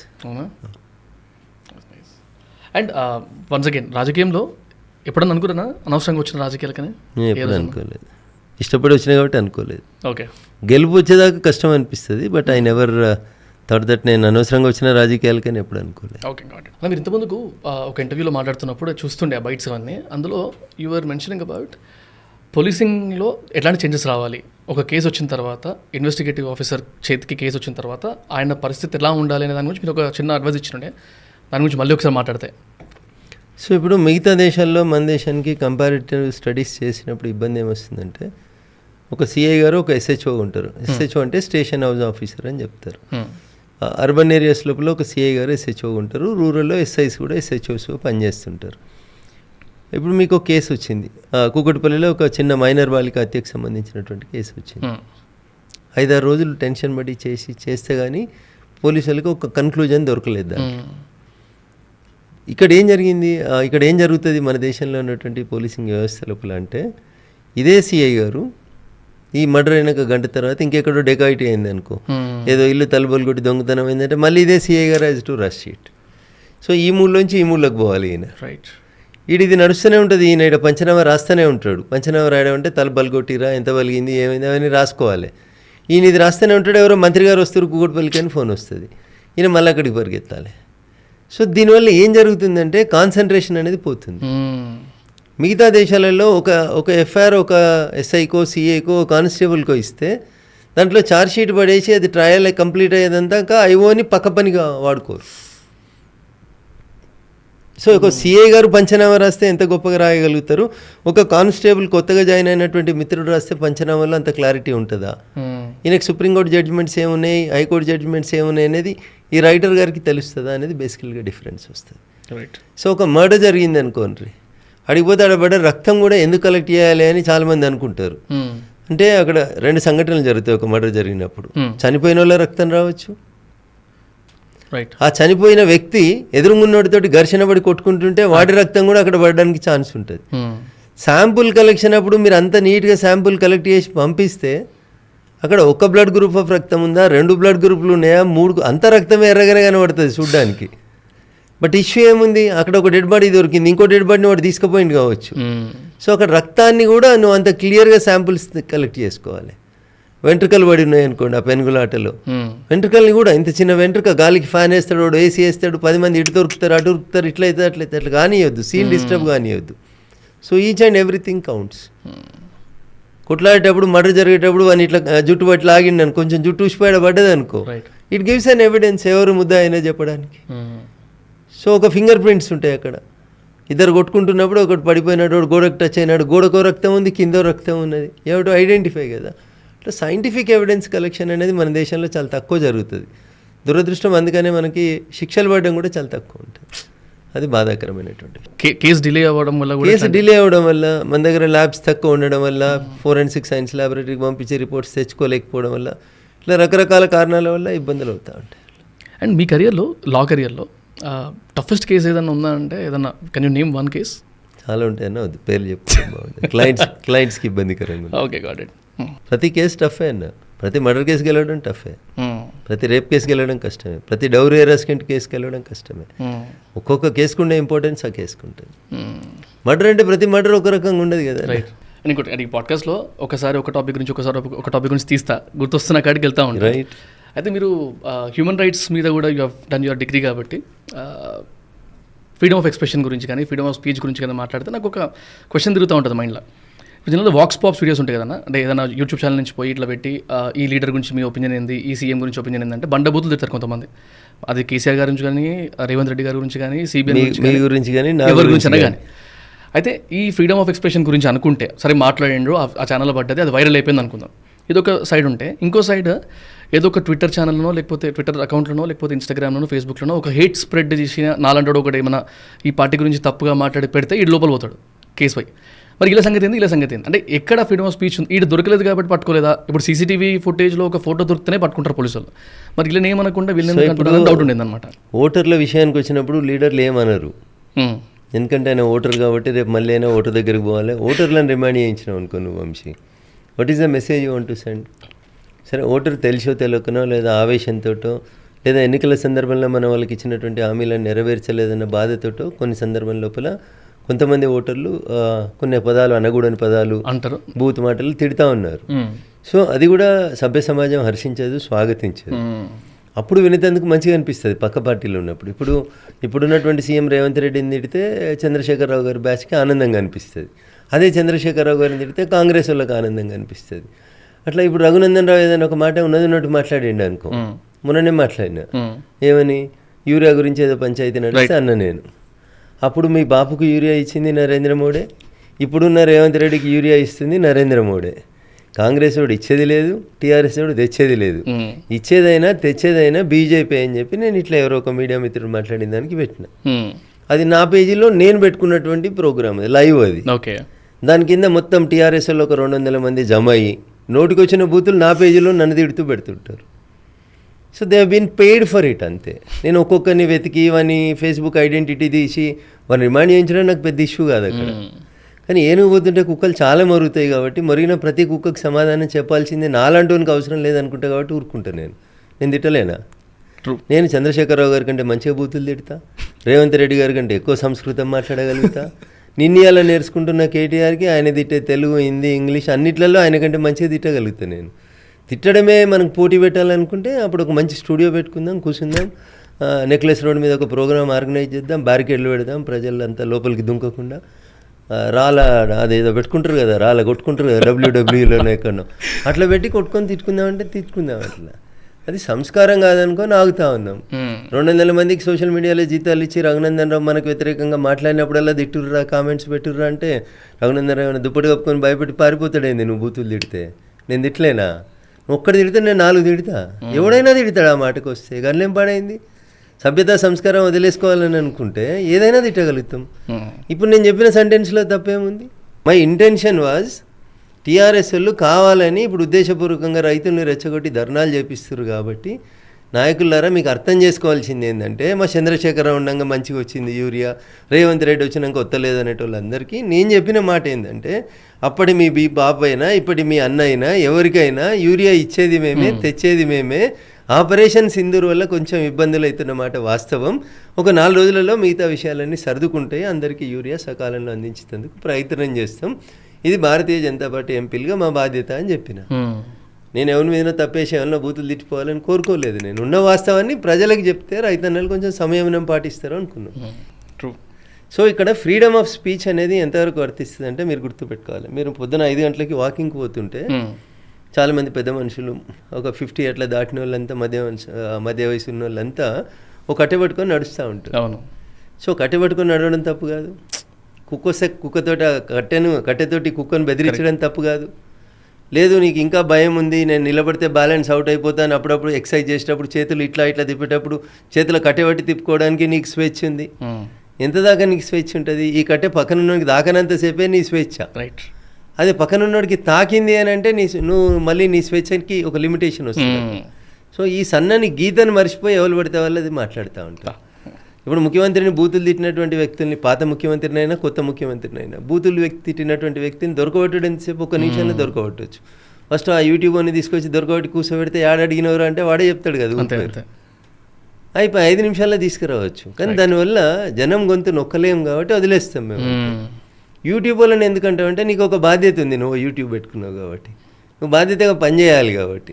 నువ్వు కూడా అట్లా లేమని తిట్టినట్టు ఎట్లా పడితే అట్లా తిడతా, ఎవరిని పడితే వాళ్ళని అంటే ఎట్లా కుదురుతుంది? కుదరదు అట్లా. బట్ ఈ దేశంలో కొన్ని కొత్త చట్టాలు రావాల్సినటువంటి అవసరం ఉన్నాయి. నియంత్రణ లేనటువంటి యూట్యూబ్లని నియంత్రించాల్సినటువంటి అవసరం ఉంది. వ్యక్తుల వ్యక్తిగత జీవితాల్లోకి దూరి ఏది పడుతుంది టెలికాస్ట్ చేస్తాం. మాకు ఫ్రీడమ్ ఆఫ్ స్పీచ్ ఉంది. రఘునందన్ రావు చెప్పింది కదా, ఆర్టికల్ 19 ప్రకారం నాకు మాట్లాడుకునే హక్కు ఉంది. నీకు మాట్లాడుకునే హక్కు ఉంది. పక్కనున్న కొంప ఊలనంతసేపు, పక్కనున్న సంసారం డిస్టర్బ్ చేయనంతసేపు, నీకు మైక్ ఉందని, నీకు యూట్యూబ్ ఛానల్లో 1 మిలియన్ మంది ఫాలో అవుతారని నువ్వు కనవడ్డలకల్లా గొట్టం పెట్టుకుంటా నోటుకు వచ్చినట్టు తిట్టిపిస్తా అంటే ఎదురుగున్నోడు కూడా మనిషే కదా, వాడికి కూడా రైట్ ఉంటుంది కదా. రాజకీయ నాయకులైనంత మాత్రం నీకు వాళ్ళకి హక్కులు ఉండయి. ఎవరు తిట్టినా ఏం తిట్టినా పడాలంటే ఎట్లా పడతాం? సో దిస్ ఈజ్ వెరీ చట్టాలు అట్లాంటివి తెస్తామంటున్నా. సో ఎందుకంటే some people are crossing their limits. అది దయించేది మంచి పద్ధతి కాదు ఎవరికైనా. వ్యక్తుల వ్యక్తిగత జీవితాన్ని హననం చేస్తా అంటే ఎవరు ఊకోరు. ఇప్పుడు నా మీద కేసు పెడితే నేను ఊపినా వచ్చు, కానీ నీ మీద కేసు పెడితే ఏమైతే నీ సంసారం ఖరాబ్ అవుతుంది కదా. అట్లాంటిది ఎట్లా ఎంటర్టైన్ చేస్తావు? అట్లాంటివి చేయలేవు. There should be certain limitation. నాకు ఒక పర్సనల్ ఒపీనియన్ ఉంది. I will stand corrected if you give me your inputs. ఇప్పుడు బీజేపీ యాజ్ అ పార్టీ తెలంగాణలో can I see them forming a government అనే ఒక క్వశ్చన్ కనుక నేను అడిగితే I don't see a scope అనిపిస్తుంది. అంటే బికాస్ ఫస్ట్ ఆఫ్ ఆల్ నాకే ఒకవేళ బీజేపీ పవర్లోకి వస్తే సీఎం ఎవరైతారనే క్వశ్చన్, అంటే ఆన్సర్ నా దగ్గర లేదు ఆ క్వశ్చన్కి. ఎందుకంటే ఒక్కొక్కలా పోర్ట్రే అవుతూ ఉంటారు కాబట్టి that was one of the point. Plus central party కాబట్టి లోకల్ రీజనల్ పార్టీస్ కంటే ఎక్కువగా ఉండలేరేమో సౌత్ ఇండియాలో అని ఒక పర్సెప్షన్ ఉంది. Again I stand corrected if you give your inputs. అయితే ఐ కంప్లీట్ మై క్వశ్చన్. ఒక 1 minute లాగ్ అవుతుంది. అయితే నా థాట్ ఏముండిందంటే అట్లంటే మరి కాంగ్రెస్ ఎట్లా ఫామ్ చేసింది, కాంగ్రెస్ ఎట్లా వచ్చింది అన్న క్వశ్చన్ ఉన్నప్పుడు ఓటర్స్కి ఇంకా ప్రాపర్గా తెలివి రాక ముందుకే గవర్నమెంట్లో ఉండింది కాంగ్రెస్. అంటే ఒక 50 ఏళ్ళ కిందనో 70 ఏళ్ళ కిందనో ఆ లెక్క వేసుకుంటే. అందుకని Congress is one amongst the regular parties అన్న థాట్లో ఉన్నారేమో. ఇప్పటికీ ఇంట్లో అడుగుతాం కదా, మా ఫ్యామిలీ నేను అడిగితే కూడా బీజేపీ ఇస్ సెంట్రల్ పార్టీ అన్నట్టే ఉంటుంది. మేబీ లోకల్గా గెలవడం కష్టం రా అనే ఒక పర్సెప్షన్ వింటూ ఉంటాను నేను రెగ్యులర్గా. అసలు బీజేపీ అనే పార్టీకి సౌత్ ఇండియాలో మేజర్లీ తెలుగు స్టేట్స్లో అట్లీస్ట్ లోకలైజేషన్ ఎక్కువ ఉన్న దగ్గర గవర్నమెంట్ ఫామ్ చేసే స్కోప్ ఉందా? 100% మేమే ఫామ్ చేస్తాం. అవునా? దాంట్లో డౌట్ పడాల్సినటువంటి అవసరం లేదు. మనిషి ఎప్పుడు కూడా ఆశాజీవి. ఆశ లేకపోతే పని ముందుకు సాగదు. రేపేదో జరుగుతుంది మంచి అనేటువంటి ఆలోచన లేకపోతే life you cannot sustain the life. ఎప్పటికీ నెగిటివ్ ఆలోచనలే ఉంటే ఇంకేం చేయలేము అసలు. Very true. దేశంలో భారతీయ జనతా పార్టీని పార్టీగా రిజిస్టర్ చేసిన 1980లో 2 ఎంపీలు గెలిచారు. హమ్దో అమారదో అని ఎగతాళి చేసింది కాంగ్రెస్ పార్టీ. ఒక ఎంపీ తెలంగాణ నుంచి గెలిచారు, హన్మకొండ నుంచి జంగారెడ్డి గారు. 2వ ఎంపీ గుజరాత్ నుంచి గెలిచినారు. అట్లా హమ్దో అమారదో అని ఎగతాళి చేసినటువంటి పార్టీ 1980 నుంచి ఇలా 2014కు వచ్చేసరికి 2014లో మీరు చూసిరు దాదాపు 20 సంవత్సరాల నుంచి సంకీర్ణాలు జరుగుతున్నాయి. విపి సింగ్ గారు అట్లా అప్పటి నుంచి చూస్తే విపి సింగ్ గారు, చంద్రశేఖర్ గారు, ఐకే గుజరాల్ గారు, దేవగౌడ గారు ఇట్లా ఎవరు కూడా 2 సంవత్సరాలు చేయనటువంటి పరిస్థితులలోంచి 2004లో మన్మోహన్ సింగ్, కాంగ్రెస్, యూపీఏ 1, యూపీఏ 2 అన్ని సంకీర్ణాల నుంచి 2014 ఎన్నికలకు వచ్చేసరికి నరేంద్ర మోడీ గారి నాయకత్వంలో 303 సీట్లు గెలిచి ఒంటరిగానే కావాల్సిన మెజార్టీ కంటే చాలా ఎక్కువ సీట్లను గెలుచుకొని భారతీయ జనతా పార్టీ కేంద్రంలో అధికారంలోకి వచ్చింది. 1980 నుంచి 2014 అబ్జల్యూట్ మెజార్టీకి రావడానికి భారతీయ జనతా పార్టీకి పట్టిన సమయం ఆల్మోస్ట్ 44 ఇయర్స్ పట్టింది. ఆ తర్వాత ఎక్కడ వెనుకకు తిరిగి చూసినాం మేము. 2014లో గెలిచినాం, 19లో గెలిచినాం, 24లో గెలిచినాం, 29లో గెలుస్తాం, 34లో గెలుస్తాం. మేమే గెలుస్తాం అనేది నేను గ్యారంటీగా నీకు చెప్పగలుగుతాను. ఎందుకంటే సెంట్రల్ అంటారు కదా మీరు, సెంట్రల్లో గెలుస్తాం, స్టేట్లో గెలుస్తాం. స్టేట్ దగ్గరికి నాకు స్టేట్ ఆడికి కూడా వస్తుంది, టెన్షన్ ఏం పడకూడదు. ఒడిస్సా మేము గెలవము అనుకున్నారు. ఒడిస్సా గెలిచినామా గెలవలేదా? ఎవరు ముఖ్యమంత్రి అని చెప్పి ఒడిస్సా గెలిచినామా? ఎవరు ముఖ్యమంత్రి అని చెప్పి ఒడిస్సా గెలవలేదు కదా. గెలిచిన తర్వాత ఎమ్మెల్యేలు అందరూ కూర్చొని అందులోంచి ఎవరిని సెలెక్ట్ చేసినారు. ఒక గిరిజన బిడ్డను అక్కడ ముఖ్యమంత్రిని చేసింది భారతీయ జనతా పార్టీ. సో మిగతా పార్టీలాగా చంద్రశేఖరరావు గారు పోతే రామారావు గారు పోతే హిమాంశు గారు పోతే ఇంకొక కేసీఆర్ గారు ఇట్లుండదు కదా లెక్క. అట్లా ఇప్పుడు స్టాలిన్ వల్ల నాయన పోయినాక స్టాలిన్ వచ్చిండు, స్టాలిన్ పోతే రేపు స్టాలిన్ కొడుకు వస్తున్నాడు. ఇదే కదా మీరు చూసేది. అట్లా కనబడే నాయకులు భారతీయ జనతా పార్టీలో చాలామంది ఉంటారు. ఎవరు ముఖ్యమంత్రి అనేది ఇప్పుడు ఎట్లా చెప్తారు వంశీ? ఎమ్మెల్యేలు ఎన్నుకోబడాలి, ఎన్నుకోబడినటువంటి ఎమ్మెల్యేల మెజారిటీ అభిప్రాయాన్ని గౌరవించాలి, అప్పుడు పార్టీ నిర్ణయం తీసుకుంటుంది. సో భారతీయ జనతా పార్టీకి ఎందుకు ప్రొసీజర్ ఈజ్ లైక్ దట్. ముఖ్యమంత్రి ప్రొసీజర్ ఏంటంటే గెలిచిన ఎమ్మెల్యేలు ఏ పార్టీ అయినా అక్కడ కూర్చొని ఎవరిని ముఖ్యమంత్రి చేయాలనేది డిస్కస్ చేసి నిర్ణయించుకుంటారు. ఏకాభిప్రాయం కుదరకపోతే కేంద్ర పార్టీ ఇద్దరిని అబ్జర్వర్స్ని పంపించుకుంటుంది, అందులో మెజారిటీ అభిప్రాయాన్ని గౌరవిస్తారు. లేదు పార్టీ అవసరం ఉంది అని అనుకున్నప్పుడు అవసరం ఉన్నటువంటి వ్యక్తులనే పెడతారు. రాజకీయ అవసరాలని బట్టి ఆ రోజు నిర్ణయం జరుగుతుంది తప్ప ఇప్పుడు కాంగ్రెస్ పార్టీ రాజశేఖర రెడ్డి గారు చనిపోయిన తర్వాత జగన్మోహన్ రెడ్డి గారికి ఇవ్వాలని చెప్పి అందరు ఎమ్మెల్యేలు సంతకం పెట్టి ఇచ్చారు. ఇచ్చిందా కాంగ్రెస్ పార్టీ? ఇవ్వలే కదా. పైకి వెళ్ళి అధిష్టానం దూతలు వచ్చారు, దూతలు వస్తే కూడా అందరు జగన్మోహన్ రెడ్డి పేరే చెప్పారు. జగన్మోహన్ రెడ్డి గారికి ఇచ్చిందా కాంగ్రెస్? సో అప్పుడుండే హైకమాండ్కి ఉండేటువంటి ఆలోచనలను బట్టి కొన్ని సందర్భాల నిర్ణయాలు అట్లా కూడా జరుగుతూ ఉంటాయి. కానీ Bharatiya Janata party is a party with difference. Nation first, party next, individuals last అని చెప్పేటువంటి పార్టీ భారతీయ జనతా పార్టీ. నువ్వు గాడొచ్చి నీ ముఖ్యమంత్రి ఎవరో చెప్తే మేము ఓట్లేస్తామంటే ముఖ్యమంత్రి బొమ్మను చూసి కాదు ఓటేయాల్సింది. భారతీయ జనతా పార్టీ దేశం కోసం పనిచేస్తే దేశం కోసం నిలబడుతుంది కాబట్టి భారతీయ జనతా పార్టీ గెలుస్తుంది. కొంచెం ఆలస్యం కావచ్చు, బట్ డెఫినెట్గా మేమే వస్తాం అధికారంలోకి. మేము అధికారంలోకి వచ్చిన ఏ రాష్ట్రంలో కూడా మళ్ళీ వెంటనే ఓడిపోలేదు. మేము ఇక 3 సార్లు 4 సార్లు 5 సార్లు 6 సార్లు 7 సార్లు కూడా కంటిన్యూ అవుతున్నటువంటి ప్రభుత్వాన్ని చూస్తున్నారు మీరు.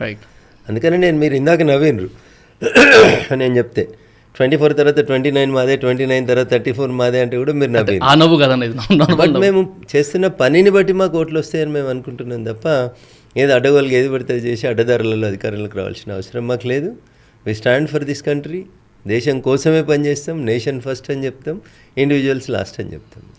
అదే ఇక్కడ చిన్న ఒక పాయింట్ అన్న, జస్ట్ మై ఒపీనియన్ అగైన్. మీరు అడిగింది మా ఇంట్లో అంటారు బీజేపీ అంటే ఢిల్లీ సెంట్రల్ పార్టీ అని చెప్పి. ఇప్పుడు ఆ తరం ఆ తరం అయిపోయింది అంటున్నా. 1947లో ఓటు హక్కున్న వాళ్ళు 2047లో ఉండరు కదా, 2025లో ఉంటారా? 1947లో ఓటు ఉన్న వాళ్ళు 1947లో ఓటు ఉందంటే వాళ్ళకి అప్పటికే వాళ్ళకి 20 ఏళ్ళు వచ్చినట్టు కదా. 20 ఏళ్ళ తర్వాత ఇప్పటికి ఎన్ని ఏళ్ళు వచ్చినాం మనం? 75 ఏళ్ళు వచ్చినాం. 95 ఏళ్ళు దాటిపోతుంది. ఆ జనరేషన్ పోయింది. ఆ తర్వాత జనరేషన్ కూడా దాదాపు రిటర్న్ జర్నీ స్టార్ట్ అయింది. ఇప్పుడు నెక్స్ట్ జనరేషన్ అంతా నరేంద్ర మోడీ గారి నాయకత్వం బీజేపీని కోరుకుంటారు కాబట్టి మేము 8 మంది ఎంపీలు గెలవగలిగినాం. రేపు అసెంబ్లీలు కూడా గెలుస్తాం. ఊహించని ఫలితాలు వస్తాయి. 10 సంవత్సరాలు కేసీఆర్ని చూసిర్రు, 20 నెలలు కాంగ్రెస్ ప్రభుత్వాన్ని చూసిర్రు. ఇంకా కొత్తగా చూడాల్సింది ఏముంది? మిగిలిపోయింది ఎవరంటే బీజేపీ ఒకటే. అందుకనే భారతీయ జనతా పార్టీకి అవకాశం వస్తుంది వచ్చే ఎన్నికలలో. ఎవరికి ఇష్టం ఉన్నా కష్టం ఉన్నా ఈ జనరేషన్ పిల్లలందరికీ భారతీయ జనతా పార్టీ అంటే ఇష్టం ఉంది, ఈ దేశం అంటే ప్రేమ ఉంది, ఈ దేశాన్ని విశ్వగురుగా చేయాలని నరేంద్ర మోడీ పడుతున్న కష్టాన్ని వాళ్ళు గుర్తిస్తారు కాబట్టి Bharatiya Janata party will be the next option for the people of Telangana. Got it, hoping so. అయితేనా జస్ట్ అన్ ఒపీనియన్, ఇప్పుడు ఎగ్జాంపుల్ ఒక కాన్స్టిట్యుయెన్సీలో 100 మంది ఓటర్లు ఉంటే, అంటే again this is how I look at it, 100 మంది ఓటర్లో 49 మంది నాకు పార్టీ వద్దు అని చెప్పి మిగిలిన 51 మంది అంటే 2% ఎక్కువ ఉన్న ఇటు సైడ్ వాళ్ళు పర్లేదు ఇదే పార్టీ ఓకే అంటేనే గెలుస్తుంది ఈ పార్టీ. అంటే ఆల్మోస్ట్ సగం మంది వద్దన్నా సగం కంటే 1% ఎక్కువ ఉంది కాబట్టి ఓకే అన్నారు కాబట్టి ఆ పార్టీ పవర్లకు అది కరెక్ట్ తప్పనే నేను అనలేను. సో బిఆర్ అంబేద్కర్ గారు రాసిన రాజ్యాంగం అదే చెప్పింది. సో మనం నడిచేది, ఈ దేశం నడిచేది బిఆర్ అంబేద్కర్ రాసినటువంటి రాజ్యాంగం మీద నడుస్తుంది. డాక్టర్ బిఆర్ అంబేద్కర్ గారు రాసిన రాజ్యాంగంలో 100 ఓట్లలో 60 ఓట్లే పోల్ అవుతాయి. పోలైన 60 ఓట్లలో 20 ఓట్లు వచ్చినోడే మెజారిటీ. మిగతా 40 ఓట్లని నలుగురు పంచుకున్నారు. ఒకతనికి 20 ఓట్లు వచ్చినాయి, ఆయనకి మెజారిటీ వచ్చింది. 100లో ఎవరికి ఎక్కువ ఓట్లు వస్తే వాళ్ళు గెలిచినట్టు డిక్లేర్ చేయాలనేది భారత రాజ్యాంగం చెప్తుంది. గౌరవనీయులు బిఆర్ అంబేద్కర్ రాసిన రాజ్యాంగాన్ని మనం ఫాలో అవుతా ఉన్నాం. దాని ప్రకారం మెజారిటీ ఈజ్ లా. 49 వచ్చినోడు ఓడిపోతాడు, 51 వచ్చినోడు గెలుస్తాడు. అంటే మీరు దాన్ని సమర్థిస్తారా? అంటే do you think there should be a change? So ఇప్పుడు ఒక రఘునందన్ రావు అనే భారతీయ జనతా పార్టీ ఎంపీ దీన్ని మార్చాలని అన్నాడు అనుకో, బీజేపీలు రాజ్యాంగాన్ని మారుస్తామంటున్నారు, ఇది కుట్ర చేస్తున్నారని మళ్ళీ మా అర్బన్ నక్సల్స్, మా సూడో నక్సల్స్, మా జర్నలిస్ట్ మిత్రులందరికీ వచ్చేస్తారు ఇక అట్లా. అందుకని మార్చాల్సిన సందర్భం వచ్చినప్పుడు తప్పకుండా మారుస్తాం. వీడికి ఈ దేశంలో 120 సార్లు భారత రాజ్యాంగాన్ని మార్చిర్రు. అవసరం ఉంటే ఇంకోసారి మారుస్తారు, తప్పేం లేదు. కానీ మెజారిటీ అభిప్రాయాన్ని గౌరవిస్తూ అంబేద్కర్ గారి రాజ్యాంగ ఫ్రేమ్ ఏదైతుందో దాన్ని డిస్టర్బ్ కాకుండా పనిచేస్తాం. రీసెంట్గా కొంచెం ఈ కరెంట్ అఫైర్స్ గురించి కూడా టచ్ చేస్తే ఈ ఓట్ చోరీ అనే ఒక కాన్సెప్ట్ నడుస్తుంది కాబట్టి అంటే ఎంతవరకు మాట్లాడచ్చు అంతవరకు if you can talk about it, because multiple opinions వస్తున్నాయి కాబట్టి I don't want to make or form something. మీ ఉద్దేశంలో మీరే మాట్లాడితే. సో ఇప్పుడు గ్రామ పంచాయతీకి ఎలక్షన్స్ అవుతాయి, మండలాలకు ఎలక్షన్స్ అవుతాయి, జిల్లా పరిషత్కి ఎలక్షన్స్ అవుతాయి, రైట్, అసెంబ్లీకి ఎలక్షన్స్ అవుతాయి, పార్లమెంట్కి ఎలక్షన్స్ అవుతాయి. So this is the 5 format of elections in the democratic country like in India. Right. ఇప్పుడు సర్పంచ్గా ఎలక్షన్స్ జరుగుతున్నాయి అనుకో వంశీ, 100కి 99 మంది ఓట్లేస్తారు. సర్పంచ్ అంటే ఒకటే ఊరు, చిన్న ఊరు, 1000-1500 ఓట్లు ఉంటాయి, 2000 ఉంటాయి. పెద్ద పంచాయతీ అయితే 5000, 10,000 ఉంటాయి. సో మీరు పోటీ చేస్తారు, నేను పోటీ చేస్తా ఉన్నా. సర్పంచ్ ఎలక్షన్స్కి ఒక 8 మంది పోటీ చేస్తారు అనుకోండి. ఒక 1500 ఓట్లున్న ఒక చిన్న పంచాయతీలో 8 మంది పోటీ చేస్తారు అనుకోండి. ప్రతి ఒక్కరికి గెలవాలనే తపన ఉంటుంది. రైట్. కొందరు హైదరాబాద్లో ఉండొచ్చు ఉద్యోగం కోసం, కొందరు కరీంనగర్లో ఉండొచ్చు, కొందరు నిజామాబాద్లో ఉండొచ్చు. నాకు తెలిసిన వాళ్ళకి నేను డబ్బులు ఇచ్చి తెచ్చుకుంటా కావచ్చు, మీకు తెలిసిన వాళ్ళకి మీరు డబ్బులు ఇచ్చి తెచ్చుకుంటారు కావచ్చు, ఆయనకు తెలిసిన వాళ్ళకి ఆయన డబ్బులు ఇచ్చి తెచ్చుకుంటాడు కావచ్చు. సో గెలుపు కోసం ఈ 8 మంది ఎవరెవరు బయట ఉన్నా, ఊర్లున్నా, ఏడున్నా వాళ్ళని పట్టుకొచ్చి వేపిస్తారు. అందుకని ఎంత పోల్ అయింది? 99% కూడా పోల్ అవుతాయి. సర్పంచ్ ఎలక్షన్స్ అయిపోయినాయి, ఎంపీటీసీ వచ్చినాయి. 2-3 ఊర్లకు కలిసి ఒక ఎంపీటీసీ ఉంటాడు, ఎవరు పెద్ద పట్టించుకోరు. అప్పుడు ఒక 85-90 దాకా పోల్ అవుతాయి, ప్రాబిలిటీ తక్కువ అవుతాయి. జిల్లా పరిషత్తులు కూడా అట్లే పోతాయి. ఎమ్మెల్యే అయితే ఇది కూడా కొంచెం దగ్గర ఉంటుంది కాబట్టి ఆ ఊరిలో ఉండే నాయకులంతా కష్టపడతారు, ఓ 70% దాకా పోల్ అవుతాయి. మీరు పార్లమెంట్కి చూస్తే 60%కే వస్తుంది. ఎందుకంటే హైదరాబాద్లో ఉద్యోగం చేస్తున్న ఆయనకి ఎవరు బస్ కిరాయిలు ఇవ్వాలి, ఊరికి వచ్చి ఓటు వేయాలంటే సాధ్యమైనంత వరకు తక్కువ పోలింగ్ అవుతుంటుంది పార్లమెంట్. ఎందుకు అట్లా అవుతుంది అంటే ఈ 25 లక్షల మందికి డబ్బులు ఎవరు ఇవ్వగలుగుతారు? ఎవరు ఇవ్వలేరు జనరల్గా. డబ్బులు ఇచ్చే చాలా ఓట్లకి. అంటే ఇప్పుడు మీరు ఒక చిన్న ఉద్యోగం కోసమని మహబూబ్ నగర్కేలో, మెదక్కేలో వచ్చి హైదరాబాద్లో అడ్డ మీద పని చేసుకొని బతుకుతున్నావు వంశీ. నువ్వు నీ ఓటు వేసేందుకు మళ్ళీ నీ ఊరికి రావాలి. ఒక ఆటో డ్రైవరే అనుకో, ఈడికెళ్ళి 150 కిలోమీటర్లు ఈజ్ టు గో బ్యాక్. ఓకేనా? గో బ్యాక్ కావాలంటే ఎంత పెట్రోల్ కావాలి? 10 లీటర్ల పెట్రోల్ కావాలి. 10 లీటర్లు ఇంటూ 100 రూపాయలు లెక్కేసుకుంటే ఎంత పోతుంది? 1000. ఆయన ఏమడుగుతాడు, నాకు ఏమి ఇయ్యక, నాకు 1000 రూపాయలు పెట్రోల్ అని ఇయ్యన్నా అంటాడు. దాన్ని మేము ఓటుకు నోట్ అంటున్నాం. దాన్ని మీరు ఓటుకు నోట్ అంటారు. రకరకాలుగా అంటారు, రకరకాలు. కొందరు బస్ కిరాయిలు అంటారు, రకరకాలుగా అడుగుతారు. కొంతమందికి నిజంగా ఓటేయాలనే తపన ఉంటుంది, కానీ వాళ్ళ దగ్గర డబ్బులు ఉండే, బస్ కిరాయిలు కూడా లేక ఇక్కడ అడ్డ మీద రోజు కూలి చేస్తేనే బతికే పరిస్థితి ఉన్న వాళ్ళు కొంతమంది ఉంటారు. అట్లా ఎలక్షన్ ప్రాసెస్ లోపల రకరకాలైనటువంటి సమస్యలు ఉంటాయి. మీరు ఎలక్టోరల్ రోల్స్ని 1952లో మొదటిసారి ఎన్నికలు జరిగినప్పటి నుంచి ఇప్పటిదాకా చూడండి, ప్రతి ఎలక్షన్స్కి ఎంతో కొంత ఓట్ షేర్ పెరుగుతుంటుంది. సో డ్రాబ్యాక్ ఎక్కడ జరుగుతుంది? దేశం మొత్తం అనేది మీరు గమనిస్తే urbanisation of the country is going on. పల్లెటూర్లలో ఉపాధి అవకాశాలు తక్కువ ఉన్నాయి కాబట్టి చదువుకున్న మరుక్షణం రెక్కలు వచ్చిన ప్రతి ఒక్కరు దగ్గర ఉన్న పట్టణాలకి మైగ్రేషన్ స్టార్ట్ అవుతున్నారు. సో పల్లెటూరులో నా ఓటు అట్లే ఉంచుకుంటా, నేను పట్టణంలో ఉంటా. అవసరం ఉన్నప్పుడు మా ఓటు సర్పంచ్ కావాలనుకుంటే నేను పోయి మా ఊరిలో ఓటేస్తా. ఓకేనా అన్న? ఈడ మళ్ళీ ఈడ అవసరం ఉంటే ఈడికి వచ్చి కార్పొరేటర్కి ఓటేస్తా. ఇట్లా డూప్లికేషన్ ఆఫ్ ఓట్స్ అవుతున్నాయి. కొన్ని చోట్ల మైగ్రేటెడ్ ఓట్స్ ఉన్నాయి. ఇప్పుడు ఉదాహరణకి 2014 తెలంగాణ ఫామ్ అయిన తర్వాత జరిగిన మొట్టమొదటి అసెంబ్లీ ఎలక్షన్స్లో ఈ చుట్టుపక్కల షేర్లింగంపల్లి, కూకట్పల్లి, రాజేందర్ నగర్, కుత్బుల్లాపూర్, ఎల్బీ నగర్, ఉప్పల్, అంటే హైదరాబాద్కి పెరిఫెరల్గా ఉంటున్నటువంటి ఈ ఓట్ కాన్స్టిట్యున్సీస్ దాదాపు 10 నుంచి 15 కాన్స్టిట్యున్సీలు తెలుగుదేశం పార్టీ గెలిచింది. ఎందుకు గెలిచింది అంటే ఆంధ్ర సెటిలర్స్ అందరూ మాకేసారు అనేది ఒక పంచాయతీ. ఇది రఘునందన్ రావు ఆరోపణ కాదు. టీఆర్ఎస్ వాళ్ళు పోయి హైకోర్టులో ఒక రిట్ వేసిర్రు. వీళ్ళు ఈడ ఓటేసిర్రు, మళ్ళీ పోయి ఆంధ్రలో ఓటేసిర్రు, డూప్లికేషన్ ఆఫ్ ఓట్స్ ఉన్నాయి, ఈ ఓట్లన్నీ తీసేయాలనేది ఒక పంచాయతీ నడిచింది. సో అట్లా కొంత అర్బన్ కల్చర్లో ఇప్పుడు హైదరాబాద్లో 1,25,00,000 మంది ఉంటారు వంశీ. 1,25,00,000 మంది హైదరాబాద్లో ఉంటారు. 4 కోట్ల తెలంగాణ జనాభా అనుకుంటే దాదాపు 30% of the population lives in Hyderabad only. ఇందులో చాలామందికి మళ్ళీ గోయింగ్ బ్యాక్ టు వాళ్ళ ఊరి మీద ప్రేమ ఉంటుంది, వాళ్ళ అమ్మ నాన్న మీద ప్రేమ ఉంటుంది, అక్కడ ఉండే ఆస్తుల మీద ప్రేమ ఉంటుంది, అక్కడ కూడా ఓటు ఉండొచ్చు.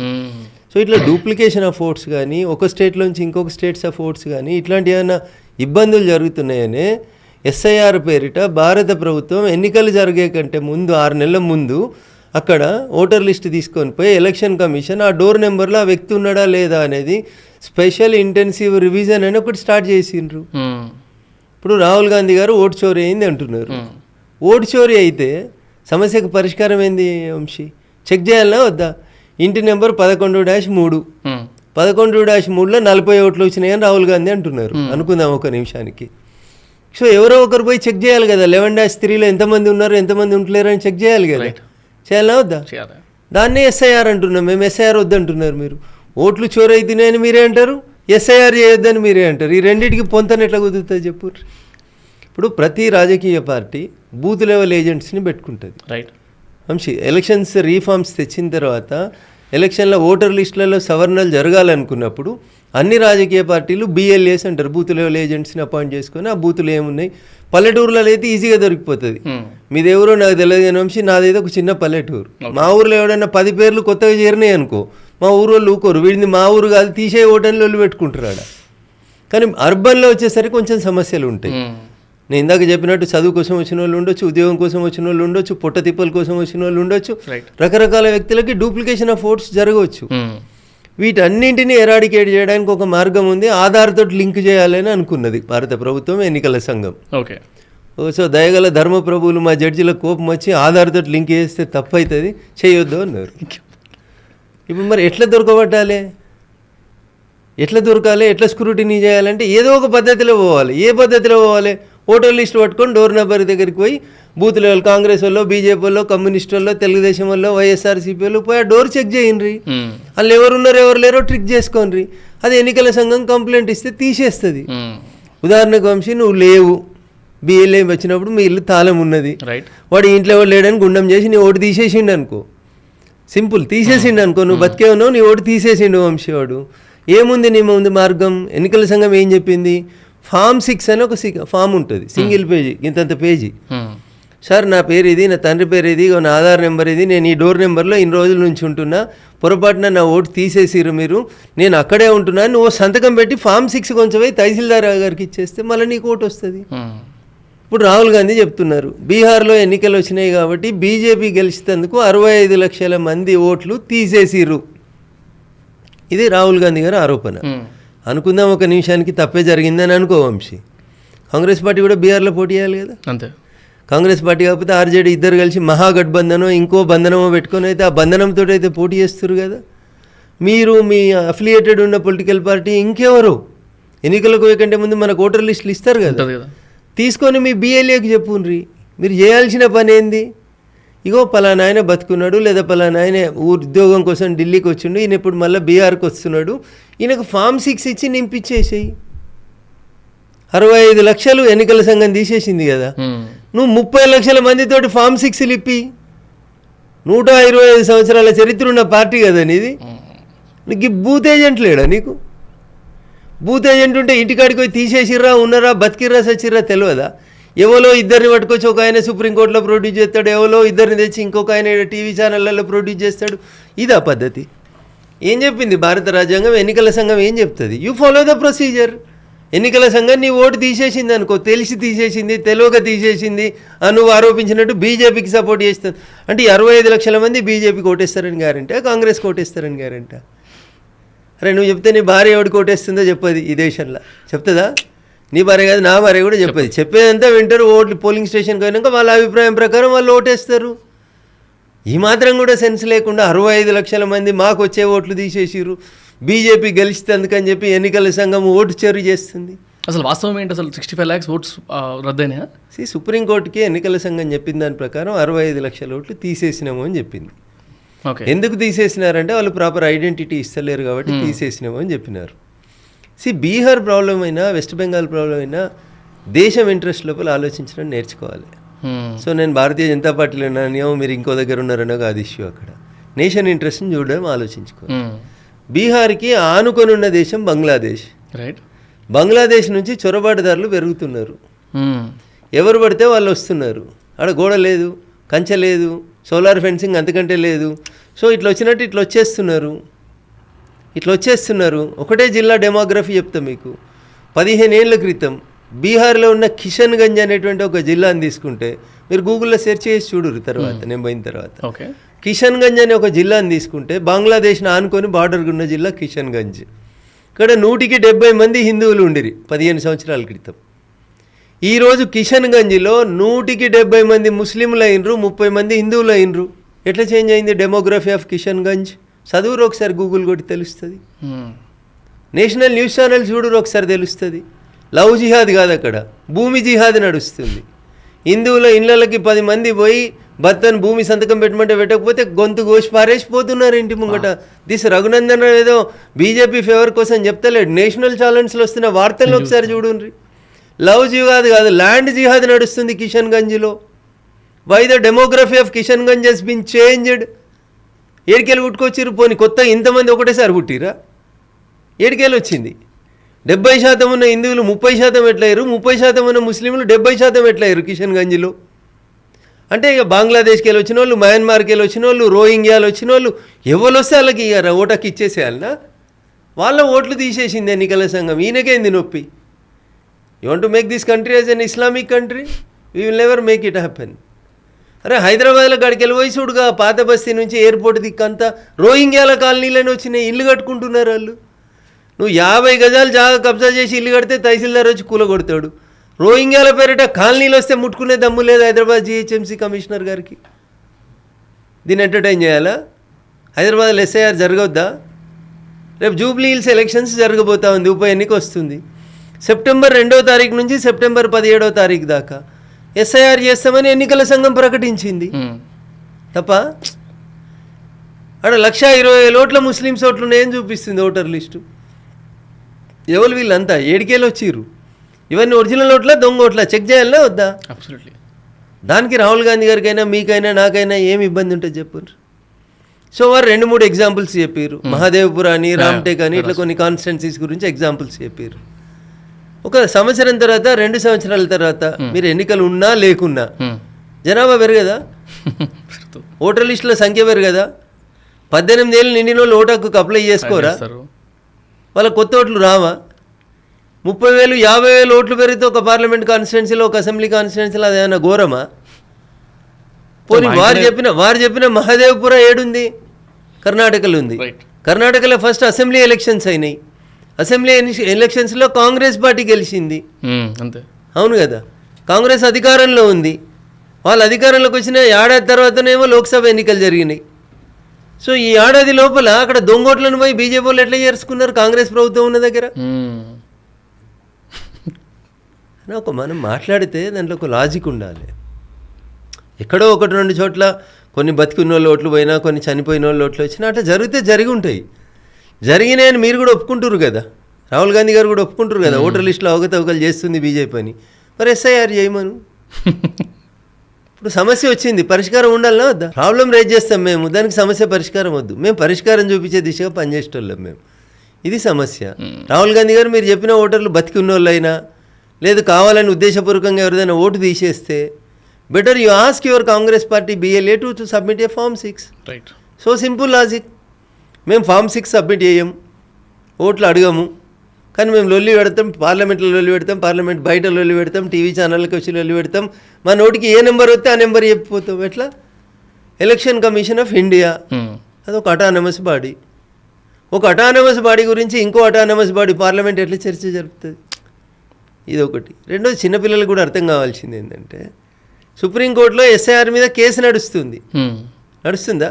ఇప్పుడు కూడా నడుస్తుంది కదా. మొన్ననే చెప్పింది కదా సుప్రీంకోర్టు, ఎన్నికల సంఘం తీసేసినటువంటి 65,000 ఓట్లను తీసేసిందని ఏదైతే ఎన్నికల సంఘం సుప్రీంకోర్టుకి చెప్పింది, 65 లక్షల ఓట్లు తీసేసినామని, 65 లక్షల ఓట్లు తీసేసినామని. వాళ్ళ ఓట్లు ఏ బూత్లో ఎవరికి తీసేసిరో ఆ ఊరు బూత్లో లిస్ట్ పెట్టమని చెప్పింది ఎన్నికల సంఘం. సుప్రీంకోర్టు ఎన్నికల సంఘానికి మీరు ఏ ఊర్లో ఎన్ని ఓట్లు తీసేసిర్రు ఆ ఊర్లో పోయి పేస్ట్ చేయమన్నది. చాలా ఆ ఊర్లో ఉన్న వాళ్ళు ఉంటే పోతారు, ఫామ్ 6 సబ్మిట్ చేస్తారు, 5 నిమిషాల పంచాయతీ అయిపోయాయి. ఇంకేముందా వాళ్ళ? వినడానికి నెంబర్ లుక్స్ బిగ్, 65 lakhs. 65 lakhsలో ఇప్పుడు ఒక ఊర్లో 1500 ఓట్లు ఉన్నాయి, అందులో 200 తీసేసిర్రు. పోరా 200లో ఎవరు ఉన్నారో వాళ్ళు పోయి ఫామ్ దరఖాస్తు పెట్టుండ్రు. There ends the matter. Ground లెవెల్లో చిన్న నెంబర్. ఒక పెద్ద రాష్ట్రం, 294 మంది ఎమ్మెల్యేలు ఉన్న ఒక పెద్ద రాష్ట్రంలో దాదాపు 10 కోట్ల జనాభా ఉన్న బీహార్లో 65 లక్షలు అనేది ఏంది? కానీ వీళ్ళు ఉద్దేశపూర్వకంగా వీళ్ళందరినీ కొన్ని అసెంబ్లీలలో ప్లాంట్ చేస్తూ వస్తారు, అడ్జసెంట్గా ఉన్న అసెంబ్లీలలో. That is changing the demography of that particular assembly constituency. దాన్ని ఎన్నికల సంఘం అనే ఒక అటానమస్ సంస్థ చేస్తే బీజేపీ ఓట్ షేర్ చేస్తుంది. ఆడలేక మద్దలోడిందని ఊర్లలో నానుడి చెప్పినట్టు ఉంటుంది రాహుల్ గాంధీ గారి పరిస్థితి. 90 ఎన్నికలలో విఫల నాయకుడైన రాహుల్ గాంధీ ఈ పంచాయతీని తీసుకొచ్చి కొత్తగా చెప్పుకొస్తాడు. అన్న, ఈ దేశంలో బ్యాలెట్ పేపర్ల మీద ఇప్పుడు ఎన్నికలు కావాలని వీళ్ళందరూ లొల్లి పెడుతున్నారు. అవునా? రాహుల్ గాంధీ, ప్రతిపక్షాలు అందరు ఏమడుగుతున్నారు? ఈవీఎంలను హ్యాక్ చేస్తున్నారు, బ్యాలెట్ పేపర్లు కావాలని చెప్పి ఒక పెద్ద లొల్లి తీసుకొస్తా ఉన్నారు. బ్యాలెట్ పేపర్లని దేశంలో రద్దు చేసింది ఎవరు? గౌరవనీయులు అప్పటి దివంగత ప్రధానమంత్రి రాజీవ్ గాంధీ గారు రద్దు చేశారు. ఎందుకు రద్దు చేసిర్రు? ఈ దేశం కూడా అభివృద్ధి చెందిన దేశం, మా దేశంలో కూడా కంప్యూటర్లు వస్తున్నాయి, ల్యాప్టాప్లు వస్తున్నాయి, మా వాళ్ళు కూడా బాగా చదువుకున్న వాళ్ళు ఉన్నారు, తెలివి కల్లోళ్ళు ఉన్నారు, నేను యంగ్ పైలట్ని, ఈ దేశాన్ని మారుస్తా, బ్యాలెట్లు సరిగా లేవు, బ్యాలెట్లు ఉంటే రాత్రిపూట పోలింగ్ ముగిసేటప్పుడు 5 గంటలకు వచ్చి అంతా గుద్దుకుంటుర్రు, దొంగోట్లు గుద్దుకొని గెలుస్తున్నారు, ఈ సిస్టాన్ని రద్దు చేస్తా అని చెప్పి బాబ్ బోల్తా బ్యాలెట్ పేపర్ గలత్ అంటాడు. ఎవరు? వీళ్ళ తండ్రి, రాహుల్ గాంధీ గారి తండ్రి రాజీవ్ గాంధీ గారు అంటారు బ్యాలెట్ పేపర్లు గలత్ అని. బ్యాలెట్ పేపర్లను రద్దు చేసి ఈవీఎంలను తీసుకొచ్చింది గౌరవనీయులు అప్పటి ప్రధానమంత్రి 1989లో రాజీవ్ గాంధీ గారు తీసుకొస్తారు. 1989 నుంచి 2014 దాకా ఎక్కువ కాలం ఎవరు అధికారంలో ఉన్నారంటే కాంగ్రెస్ పార్టీ దేశాన్ని పాలించింది. అప్పుడు అన్నిసార్లు ఈవీఎం మిషన్లతోటే ఎలక్షన్లు అయినాయి. 2014లో కూడా కాంగ్రెస్ పార్టీ అధికారంలో ఉంది. ఈ దేశంలో ఎన్నికలు జరిపించింది కాంగ్రెస్ పార్టీ. అప్పుడు అధికారంలో ఉండి ఎన్నికలు జరిపించింది కాంగ్రెస్ పార్టీ. 2014 గౌరవనీయులు నరేంద్ర మోడీ గారు ఈ దేశానికి ప్రధానమంత్రిగా ఎన్నికై 303 సీట్లను బీజేపీ గెలిచిన రోజు ఎవరు అధికారంలో ఉన్నారన్న? కాంగ్రెసే ఉన్నది. అప్పటిదాకా ఈవీఎంలు మంచి. 2004లో మీరు గెలిస్తే ఈవీఎం మంచిది, 2009లో మీరు గెలిస్తే ఈవీఎం మంచిది, 2014లో నరేంద్ర మోడీ గారు అదే ఈవీఎంలతో గెలిస్తే తూచి ఈవీఎంలు చెడ్డే అంటాడు. తండ్రికి బ్యాలెట్ పేపర్ల మీద విశ్వాసం లేదు, కొడుకు ఈవీఎంల మీద విశ్వాసం లేదు. పెళ్లి చేసిన తర్వాత తల్లిదండ్రులు కోరుకుంటారు ఏడాదికో 2 ఏళ్ళకో 3 ఏళ్ళకో మన్మడు వస్తాడని. రాకపోతే పక్కింటోని తిడితే ఏమొస్తుంది? కొడుకుని తిట్టాలి. కానీ ఇది కాంగ్రెస్ పార్టీ పరిస్థితి దేశంలో. అన్న, ఇప్పుడు few hours back or couple of days back ఏదైతే కొత్త బిల్, ఒకవేళ పిఎం ఉన్నా సీఎం ఉన్నా తను పదవిలో ఉన్నప్పుడు కనుక 30 days కంటే 1 month కంటే ఎక్కువ కనుక రిమాండ్లో ఉంటే, జైల్లో ఉంటే, they'll be dismissed or disqualified as a అంటే అథారిటీ హోల్డ్ చేస్తున్న. ఇంకా బిల్ పాస్ కాలేదు వంశీ. అది మొన్ననే 3 రోజుల క్రితం పార్లమెంట్ అడ్జర్న్ అయ్యే కంటే ముందు భారత ప్రభుత్వం ప్రవేశపెట్టినటువంటి ఒక రాజ్యాంగ సవరణ అది. దాంట్లో ఏం చెప్పినారంటే 30 రోజుల కంటే ఎక్కువ ఎవరైనా ప్రధానమంత్రి గారు కానీ, ముఖ్యమంత్రి గారు కానీ, కేంద్ర మంత్రులు, రాష్ట్ర మంత్రులు కానీ 31వ రోజు జైల్లో ఉంటే కంటిన్యూస్గా ఆయన మంత్రి పదవి పోవాలి అనేది ఒక సవరణ తీసుకొచ్చేటువంటి ఒక బిల్లుని భారత హోంమంత్రి గౌరవనీయులు అమిత్ షా గారు పార్లమెంట్లో ప్రవేశపెట్టారు. సో దాన్ని అట్లా కాదు ఇట్లా కాదు మీరంతా ఆగమాగం చేస్తారు, అయితే తూచి తొండి పంచాయతీ పెడుతున్నారు, మీరంతా దీన్ని సెలెక్ట్ కమిటీకి పంపండి అని ప్రతిపక్షాలు అడిగినాయి. పంపించినాం. సెలెక్ట్ కమిటీలో 20 మంది లోక్సభ సభ్యులు, 10 మంది రాజ్యసభ సభ్యులు, అన్ని పార్టీల సభ్యులు ఉంటారు. సో దేశమంతా తిరిగేందుకు టైం ఇస్తారు. నెల, 2 నెలలు, 6 నెలలు, ఏడాది, దానికి టైం ఇచ్చి అందరి అభిప్రాయాలు విని తీసుకొచ్చి పార్లమెంట్ లోపల మళ్ళీ బిల్లు రూపం లోపల ప్రవేశపెడతారు. So it has time. ఒక చర్చ జరగాలని ప్రధానమంత్రి గారు కోరుకుంటున్నారు. ఇన్ఫ్యాక్ట్ ఈ బిల్లుని డ్రాఫ్ట్ చేసినప్పుడు కేబినెట్ సమావేశాలలో ప్రధానమంత్రి గారిని తీసేయాలి దీంట్లోంచి అని చెప్పి మిగతా మంత్రులు ఒప్పుకోము అని చెప్పి అన్నారు. కానీ నరేంద్ర మోడీ గారు ఏమన్నారంటే బోధించే కంటే ముందు ఆచరించాలి, నన్ను తీసేసుకొని మిగతా వాళ్ళందరికీ పదవులు పోతాయంటే అదెక్కడ న్యాయం అవుతుంది, కాబట్టి ప్రధానమంత్రి అనే పేరు కూడా అందులో యాడ్ చేయండి అని కొట్లాడి యాడ్ చేయించింది నరేంద్ర మోడీ గారు, వేరే వాళ్ళు కాదు. సో మీరు ఫస్ట్ మనం చర్చ మొదలుపెట్టినప్పుడు నేరరహిత రాజకీయాల కోసం మొదలుపెట్టినాం కదా. సో దాని సారాంశమే ఇక్కడికి వచ్చింది. Got it. అయితేనా కొన్ని దీన్ని అక్విజిషన్స్ అంటారో లేకపోతే మోస్ట్ కామన్లీ ఆస్క్డ్ క్వశ్చన్స్ అంటారో అబౌట్ బీజేపీ, అవి కొన్ని రాసుకున్నాను నేను. చాలాసార్లు విన్నా, నేను కూడా ఒక పాడ్కాస్ట్లో ఒకరిని అడిగిన ఈ క్వశ్చన్. తెలంగాణ అనే స్టేట్ నుంచి సంవత్సరానికి ఎగ్జాంపుల్ ఇన్ని లక్షల కోట్లు లేకపోతే ఇన్ని వేల కోట్లు కనుక సెంట్రల్కి ట్యాక్స్ రూపంగా వెళ్తే రిటర్న్ ఎంత వస్తున్నాయి అనే ఒక రేషియో చూస్తే రీసెంట్గా వచ్చిన నంబర్స్ ప్రకారం 2.3 lakh crores కనుక తెలంగాణ నుంచి సెంట్రల్కి వెళ్తున్నాయంటే ఉల్టా ఓన్లీ 90,000 కోట్లు మాత్రమే వస్తున్నాయి. అసలు ఈ డిస్పారిటీ ఎందుకు వస్తుంది అనే ఒక క్వశ్చన్ వచ్చిందనమాట. సో సదర్న్ స్టేట్స్ ఎక్కువ ఇచ్చి తక్కువ తీసుకుంటున్నాయి, అది ఏదో వేరే వాళ్ళని ఉద్ధరించడానికి ఇస్తున్నట్టుంది, వేరే స్టేట్స్కి డివిజన్ మంచిగా ఉంది అనే ఒక థాట్ ఒక అరైజ్ అయింది. కాబట్టి if I need to ask that question to you. So devolution of funds అని ఒక టాపిక్ ఉంటుంది. రైట్. డెవల్యూషన్ ఆఫ్ ఫండ్స్ ఇంతకుముందు ఎవరికైనా తెలియకపోతే తెలిసిన సీనియర్లను అడుక్కునేటోళ్ళు. ఇప్పుడు గూగుల్ అమ్మ అని మనందరి చేతులలో ఫోన్ ఉంటుంది, గూగుల్ అమ్మ అని కొడితే చెప్తుంది. భారత రాజ్యాంగ నిర్మాత బిఆర్ అంబేద్కర్ గారు ఏం చెప్పినారంటే భారతదేశానికి ఎట్లా నడవాలి ప్రభుత్వం, ఫండ్స్ ఎక్కడి నుంచి వస్తాయి, పన్నులు ఎక్కడి నుంచి వస్తాయి అని అనుకున్నప్పుడు రాష్ట్రాల పన్నులు ఏంది, కేంద్రాల పన్నులు ఏంది, వీటి వాటా ఏంది, వచ్చి ఆ జమ అయినటువంటి ముద్దనంతా ఒక దగ్గర జమ చేసిన తర్వాత ఎట్లా పంచాలి, దానికి ఒక పెద్ద సిస్టమ్ని ఏర్పాటు చేసి భారత రాజ్యాంగంలో రాసి దాన్ని డెవల్యూషన్ ఆఫ్ ఫండ్స్ అని రాసినారు వారు. నరేంద్ర మోడీ గారు ప్రధానమంత్రి అయ్యే కంటే ముందు ఈ ఫండ్స్ ఎంత షేర్ రాష్ట్రాలకి తిరిగి వచ్చేదంటే కేవలం 30% మాత్రమే రిటర్న్ బ్యాక్ వచ్చేది మొత్తం పూల్లోంచి. అంటే 100 రూపాయలు జమ అయితే కేంద్రం దగ్గర 30 రూపాయలు రాష్ట్రాలకి ఇచ్చేటోళ్ళు, 30%. సో నరేంద్ర మోడీ గారు ప్రధానమంత్రి అయిన తర్వాత మొట్టమొదటి టెన్యూర్లోనే ఈ 30% 42% పెంచినారు. ఎవరు అడగకున్నా ఓ 3 సార్లు ముఖ్యమంత్రి చేసిన అనుభవంతో రాష్ట్రాల ఖర్చుల్ని దృష్టిలో ఉంచుకొని 30% ఆఫ్ ద స్టేట్స్కి వచ్చేటువంటి ఫండ్స్ని, డెవల్యూషన్ ఆఫ్ ఫండ్స్ని 42% పెంచినటువంటి నాయకుడు నరేంద్ర మోడీ గారు.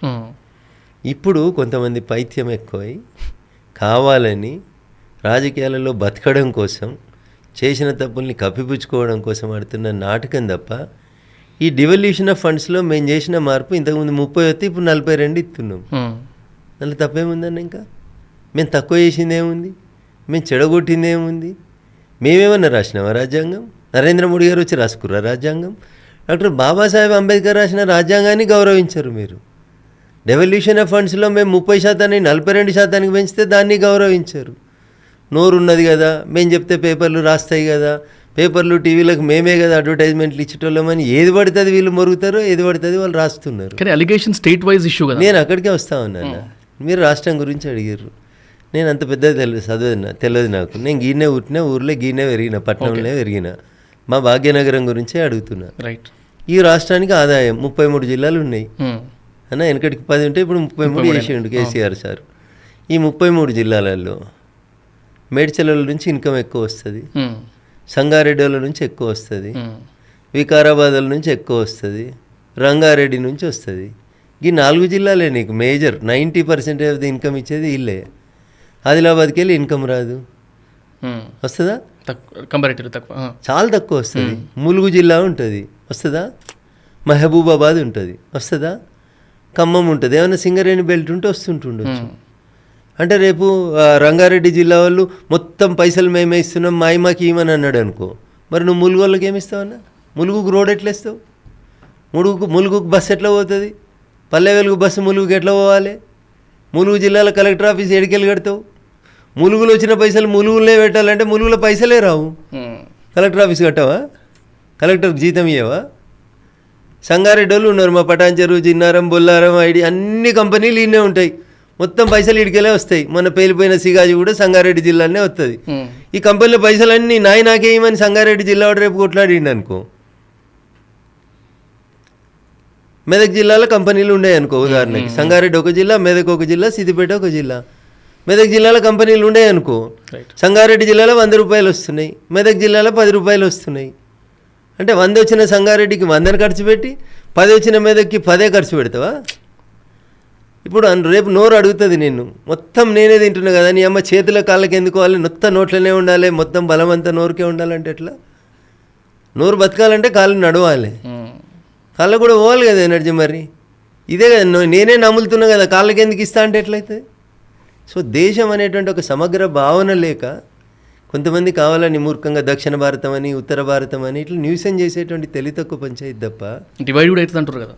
ఏ కాని ముచ్చట్లు అన్నీ అయితే అంటారు అట్లా. ఇప్పుడు నిజం నిద్ర లేచేసరికి అబద్ధం ప్రపంచాన్ని చుట్టూ వచ్చిందని ఒక నానుడు చెప్తాడు. రైట్.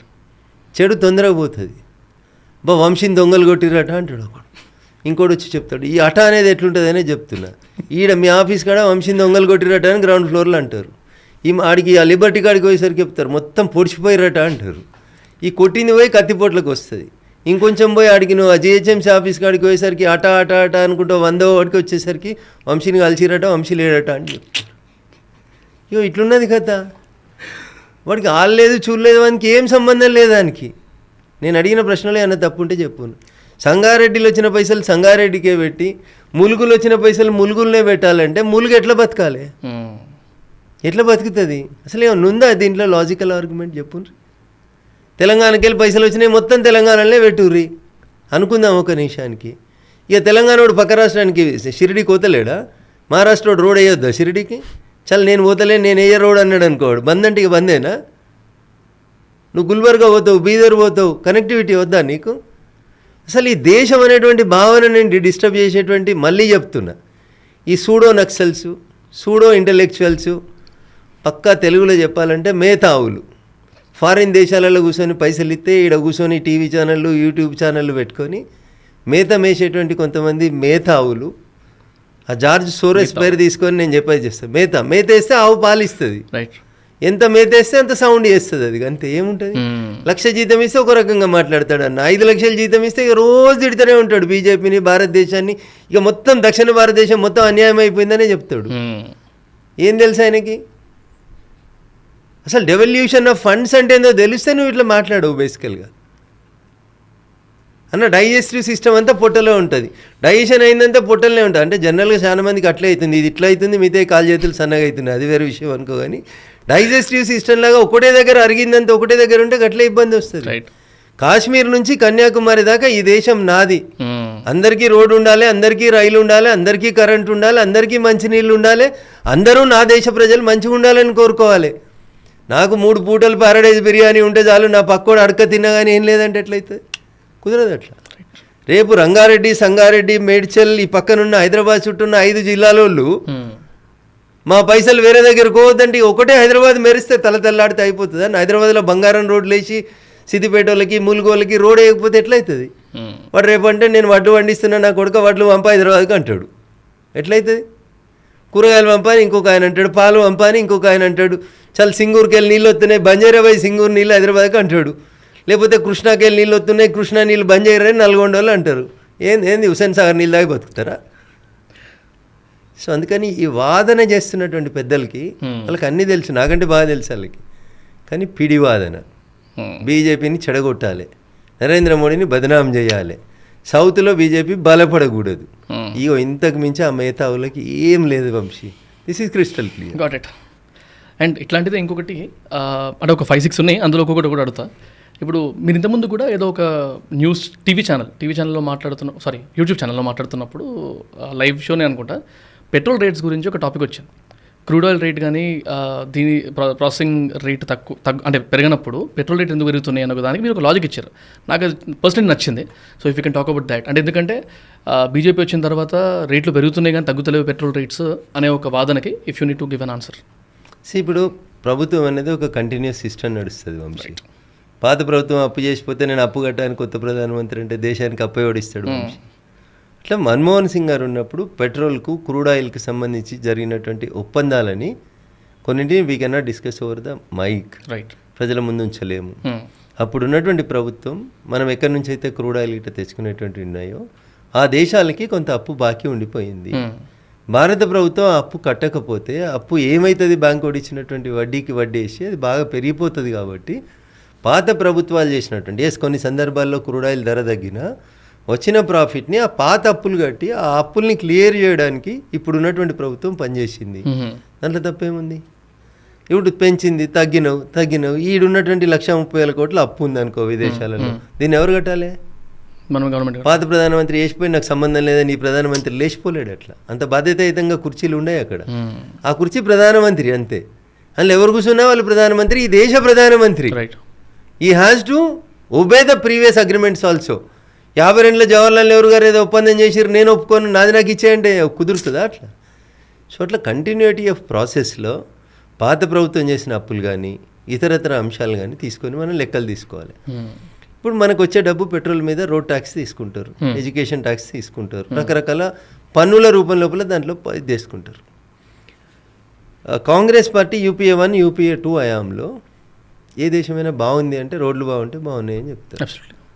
అమెరికాలో చెప్తారు ఒక్కొక్కరు నా కొడుకు 200 కిలోమీటర్లు పోయి రోజు ఉద్యోగం చేసి వస్తుండట అంటారు. ఎందుకు? 200 కిలోమీటర్లు వాడు 150 కిలోమీటర్ల స్పీడ్లో బ్రేక్ వేయకుండా పోయేంత గొప్పగా అక్కడ ఇన్ఫ్రాస్ట్రక్చర్ డెవలప్ అయింది. కాబట్టి నీ కొడుకు 200 కిలోమీటర్లు ఉద్యోగం చేసి వస్తుండవా? నువ్వు అదే 200 కిలోమీటర్లు తెలంగాణలో భారతదేశంలో పోయి ఉద్యోగం చేసిరమ్మా, నీ కొడుకు ఇంటికి రాడిగా. ఇలా పోతే రేపొస్తాడు, రేపోతే ఎల్లుండి వస్తాడు కదా. అవును కదా.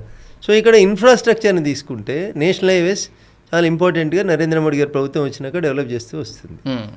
యూపీఏ 1 యూపీఏ 2లో పర్ డేకి వాళ్ళు ఎన్ని కిలోమీటర్లు కొత్తగా రోడ్ వేస్తారంటే 7 కిలోమీటర్లు వేసేవాళ్ళు.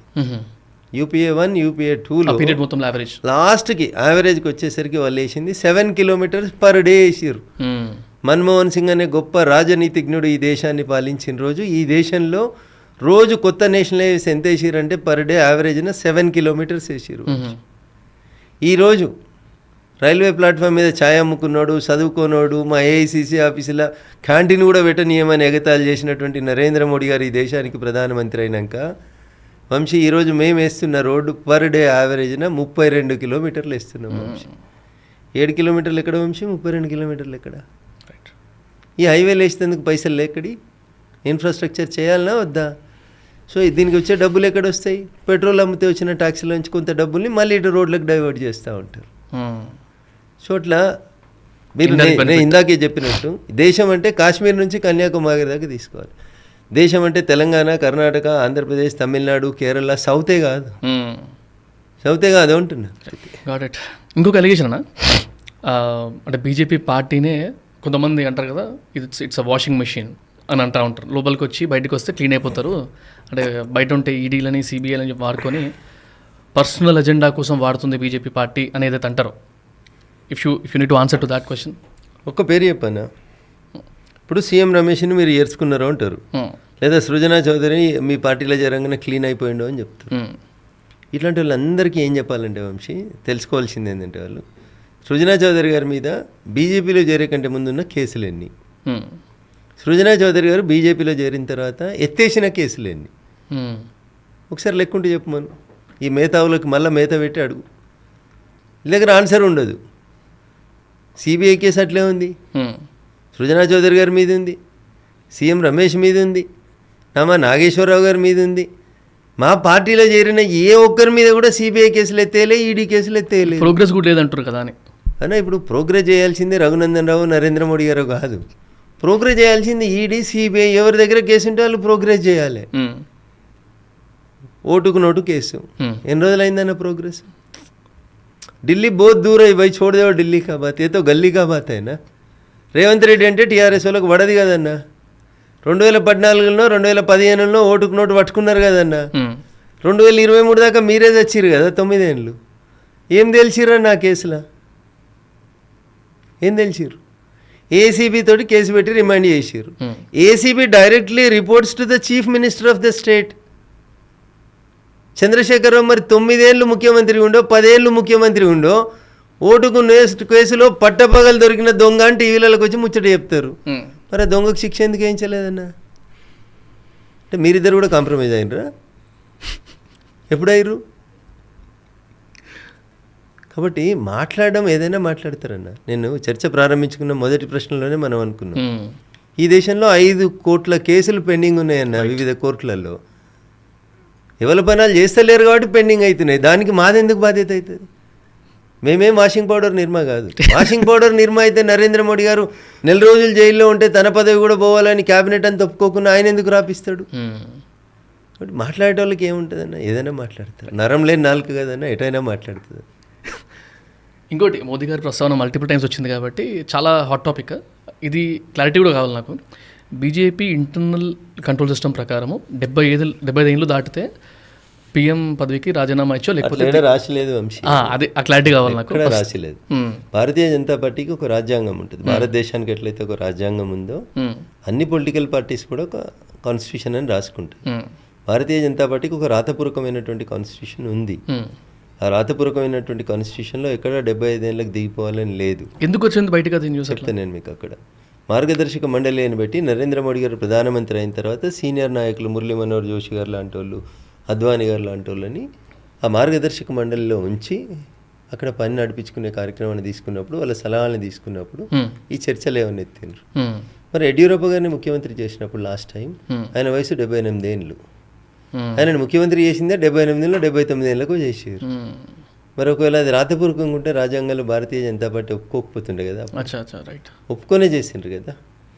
సో నరేంద్ర మోడీ గారు, అద్వానీ గారు, మురళీ మనోహర్ జోషి గారి కంటే జూనియర్, వారు ప్రధానమంత్రి కుర్చీలు ఉన్నప్పుడు మిగతా వాళ్ళని క్యాబినెట్లో ఉంచడం అనేది గౌరవప్రదం కాదు. కాబట్టి అప్పటికే వాళ్ళు 85, 90 అట్లా వచ్చున్నారు కాబట్టి ఒక్కొక్కరు అప్పుడు మార్గదర్శక మండలి అని పెట్టి పెద్దల్ని గౌరవించడానికని పెట్టుకున్నారు. సో దాన్ని ఇప్పుడు నరేంద్ర మోడీకి వచ్చే సెప్టెంబర్ 17వ తారీఖు రోజుకి వచ్చే నెలలో 75 ఏళ్ళు అయిపోతున్నాయి, దిగిపోవాలని అడుగుతుంది. దిగిపోవాలన్నా దిగిపోకూడదు అనేది భారతీయ జనతా పార్టీ అంతర్గతమైనటువంటి వ్యవహారం. కాంగ్రెస్కి ఏంది? మీ దాంట్లో 54 ఏళ్ళు వస్తే కూడా యువ నాయకుడు అని చెప్తారు మీరు. మరి ముసలోడు ఎప్పుడు అంటున్నా? 54 ఏళ్ళు వచ్చిన మీ నాయకుడు ఇంకా యువకుడే అయితే 75 ఏళ్ళు వచ్చిన మోడీ గారు ఎట్లా నడుస్తారు? మీ నాయకుడు ఎట్లా నడుస్తాడు? మోడీ గారు ఎన్ని గంటలు పనిచేస్తారు? మీ నాయకుడు ఎన్ని గంటలు పనిచేస్తారు పార్టీ కోసం, దేశం కోసం? ఒకసారి ఆలోచించుకోండి. So that there is no such rule, no such law written in the constitution of Bharatiya Janata party. అవసరాన్ని బట్టి, సందర్భాలని బట్టి ఆ నిమిషానికి పార్టీ పెద్దల్ని గౌరవించుకోవడానికి కొన్ని సందర్భాల లోపల మార్గదర్శక మండలిని ఏర్పాటు చేసుకొని పార్టీ ముందుకు సాగుతుంది. అది పార్టీ అంతర్గతమైనటువంటి వ్యవహారం. పక్క పార్టీలకు ఎందుకు ఆ పంచాయతీ? అట్లంటే సోనియా గాంధీ 21 ఏళ్ళ అధ్యక్షురాలు అది చేసింది. బీజేపీలో ఒక్కరిని 6 ఏళ్ల కంటే ఎక్కువ చేసిన వాళ్ళని చూపెట్టుర్రి.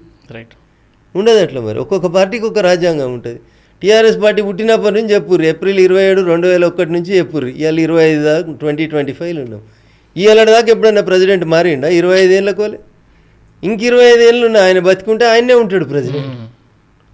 దానికి నేనేం చేస్తాను? ఒక్కొక్క పార్టీకి ఒక కాన్స్టిట్యూషన్ ఉంటుంది. మా పార్టీ కాన్స్టిట్యూషన్లో నోవేర్ ఇట్ ఈస్ రిటర్న్ 75 ఇయర్స్కి రిటైర్డ్ కావాలి. కాబట్టి మోడీ గారు, ఐ థింక్ దట్ ఈ విల్ బి కంటిన్యూయింగ్. ప్రతి పాడ్కాస్ట్లో లాస్ట్లో ఒక 2 క్వశ్చన్స్ అడుగుతా జనరల్గా. ఒకటి, మీ ఇన్స్పిరేషన్ ఏంటి అని. ఇంకొకటి, మీ అడ్వైజ్ ఏంటి అని. సో ఈసారి అడ్వైస్ కొంచెం డిఫరెంట్గా అడుగుతా. First inspiration. మీ ఇన్స్పిరేషన్ అంటే మనిషి అవ్వచ్చు, బుక్ అవ్వచ్చు, సిచ్యువేషన్ అవ్వచ్చు, ఏదైనా అవ్వచ్చు. సో మీరు అన్నారు కదా, అసలు యువతకి మీరు ఏం చెప్పాలనుకుంటున్నారు?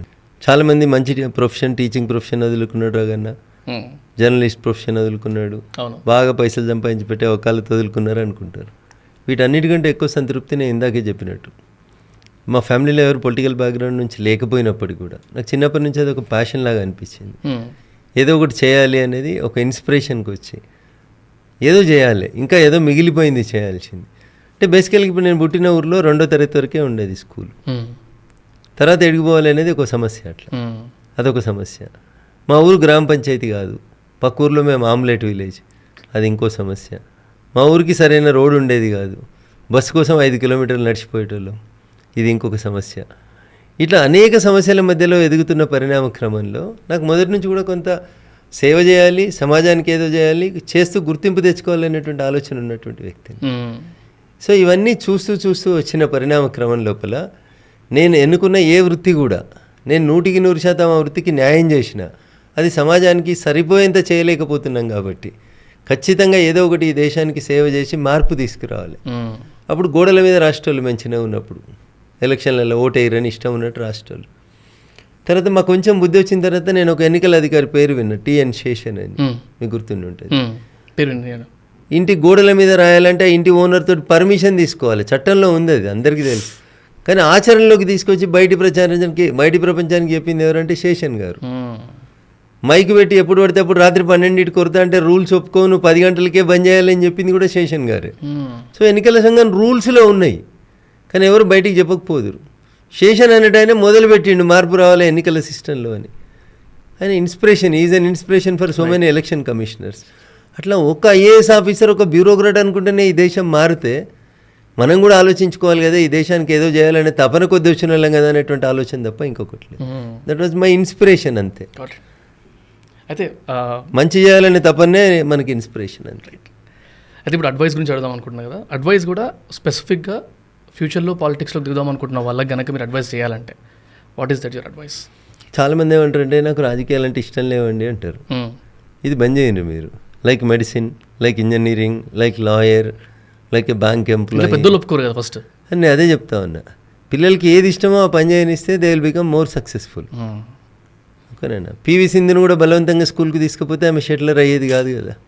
రెగ్యులర్గా ఆమెను స్కూల్లోనే కట్టేసి పడేస్తే అదే పుస్తకాల పురుగు అయ్యేదేమో బహుశా. అయితే ఒక డాక్టర్ అయ్యేది కావచ్చు, కానీ ఈ దేశానికి పేరు తెచ్చేది కాదు కదా. ఏం లేకపోతే అన్నం కోసం పరిగెత్తిన వాళ్ళు చాలామంది అథ్లెట్లు అయ్యారు ఈ దేశంలో. ఆడపిల్లలకు ఆటలు ఎందుకు అనుకుంటే మరి పీటీ ఉషా వచ్చేది కాదు కదా. ఇలా వారు గౌరవనీయురాలు రాజ్యసభ సభ్యురాలుగా ఎదిగి వచ్చింది, అవునా?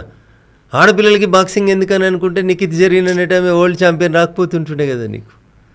సో అట్లా లేకపోతే ఆడపిల్లలు పోయి ఆ పర్వతారోహణ ఎందుకు చేయాలి అని అనుకుంటే ఆడపిల్లల్ని రెస్ట్రిక్ట్ చేసి ఉంటే ఇంకా మంచు కొండలకి నీకెందుకు బిడ్డ అని వాళ్ళ అమ్మ నాన్న ఒప్పుకోకపోతే మలావతి పూర్ణ గాడిదాకా ఎట్లా పోయేది? So there are n number of inspirations. నీకు ఏది నచ్చితే అది చెయ్యి. ఈ ప్రపంచంలో నీకు కావాల్సినంత స్పేస్ ఉంది, నీకు కావాల్సినంత స్కోప్ ఉంది. ఫస్ట్ నీకు కావాల్సింది నీ మీద నీకు సెల్ఫ్ కాన్ఫిడెన్స్ ఉండాలి. చేస్తామంటావా? సగం మంది ఇక దీంతో మొదలు పెడతారు. చంద్రశేఖరరావు మీద పోటీ చేస్తే గెలుస్తా అంటావా? ఇంకా అయిపోయా. You don't have the confidence on you. నేనే గెలుస్తా అనే కాన్ఫిడెన్స్ ఉండాలి. రైట్. సో ఇప్పుడు మీరు ఒక 100 మీటర్స్ రన్నర్స్ దగ్గరకు పోతే ఒకరొకరు సంబంధం లేని వ్యక్తులు ఉంటున్నాడు. ఎవరి బలమైందో ఎవరికి తెలియదు, ఎవరి బలహీనత ఏదో ఎవరికి తెలియదు.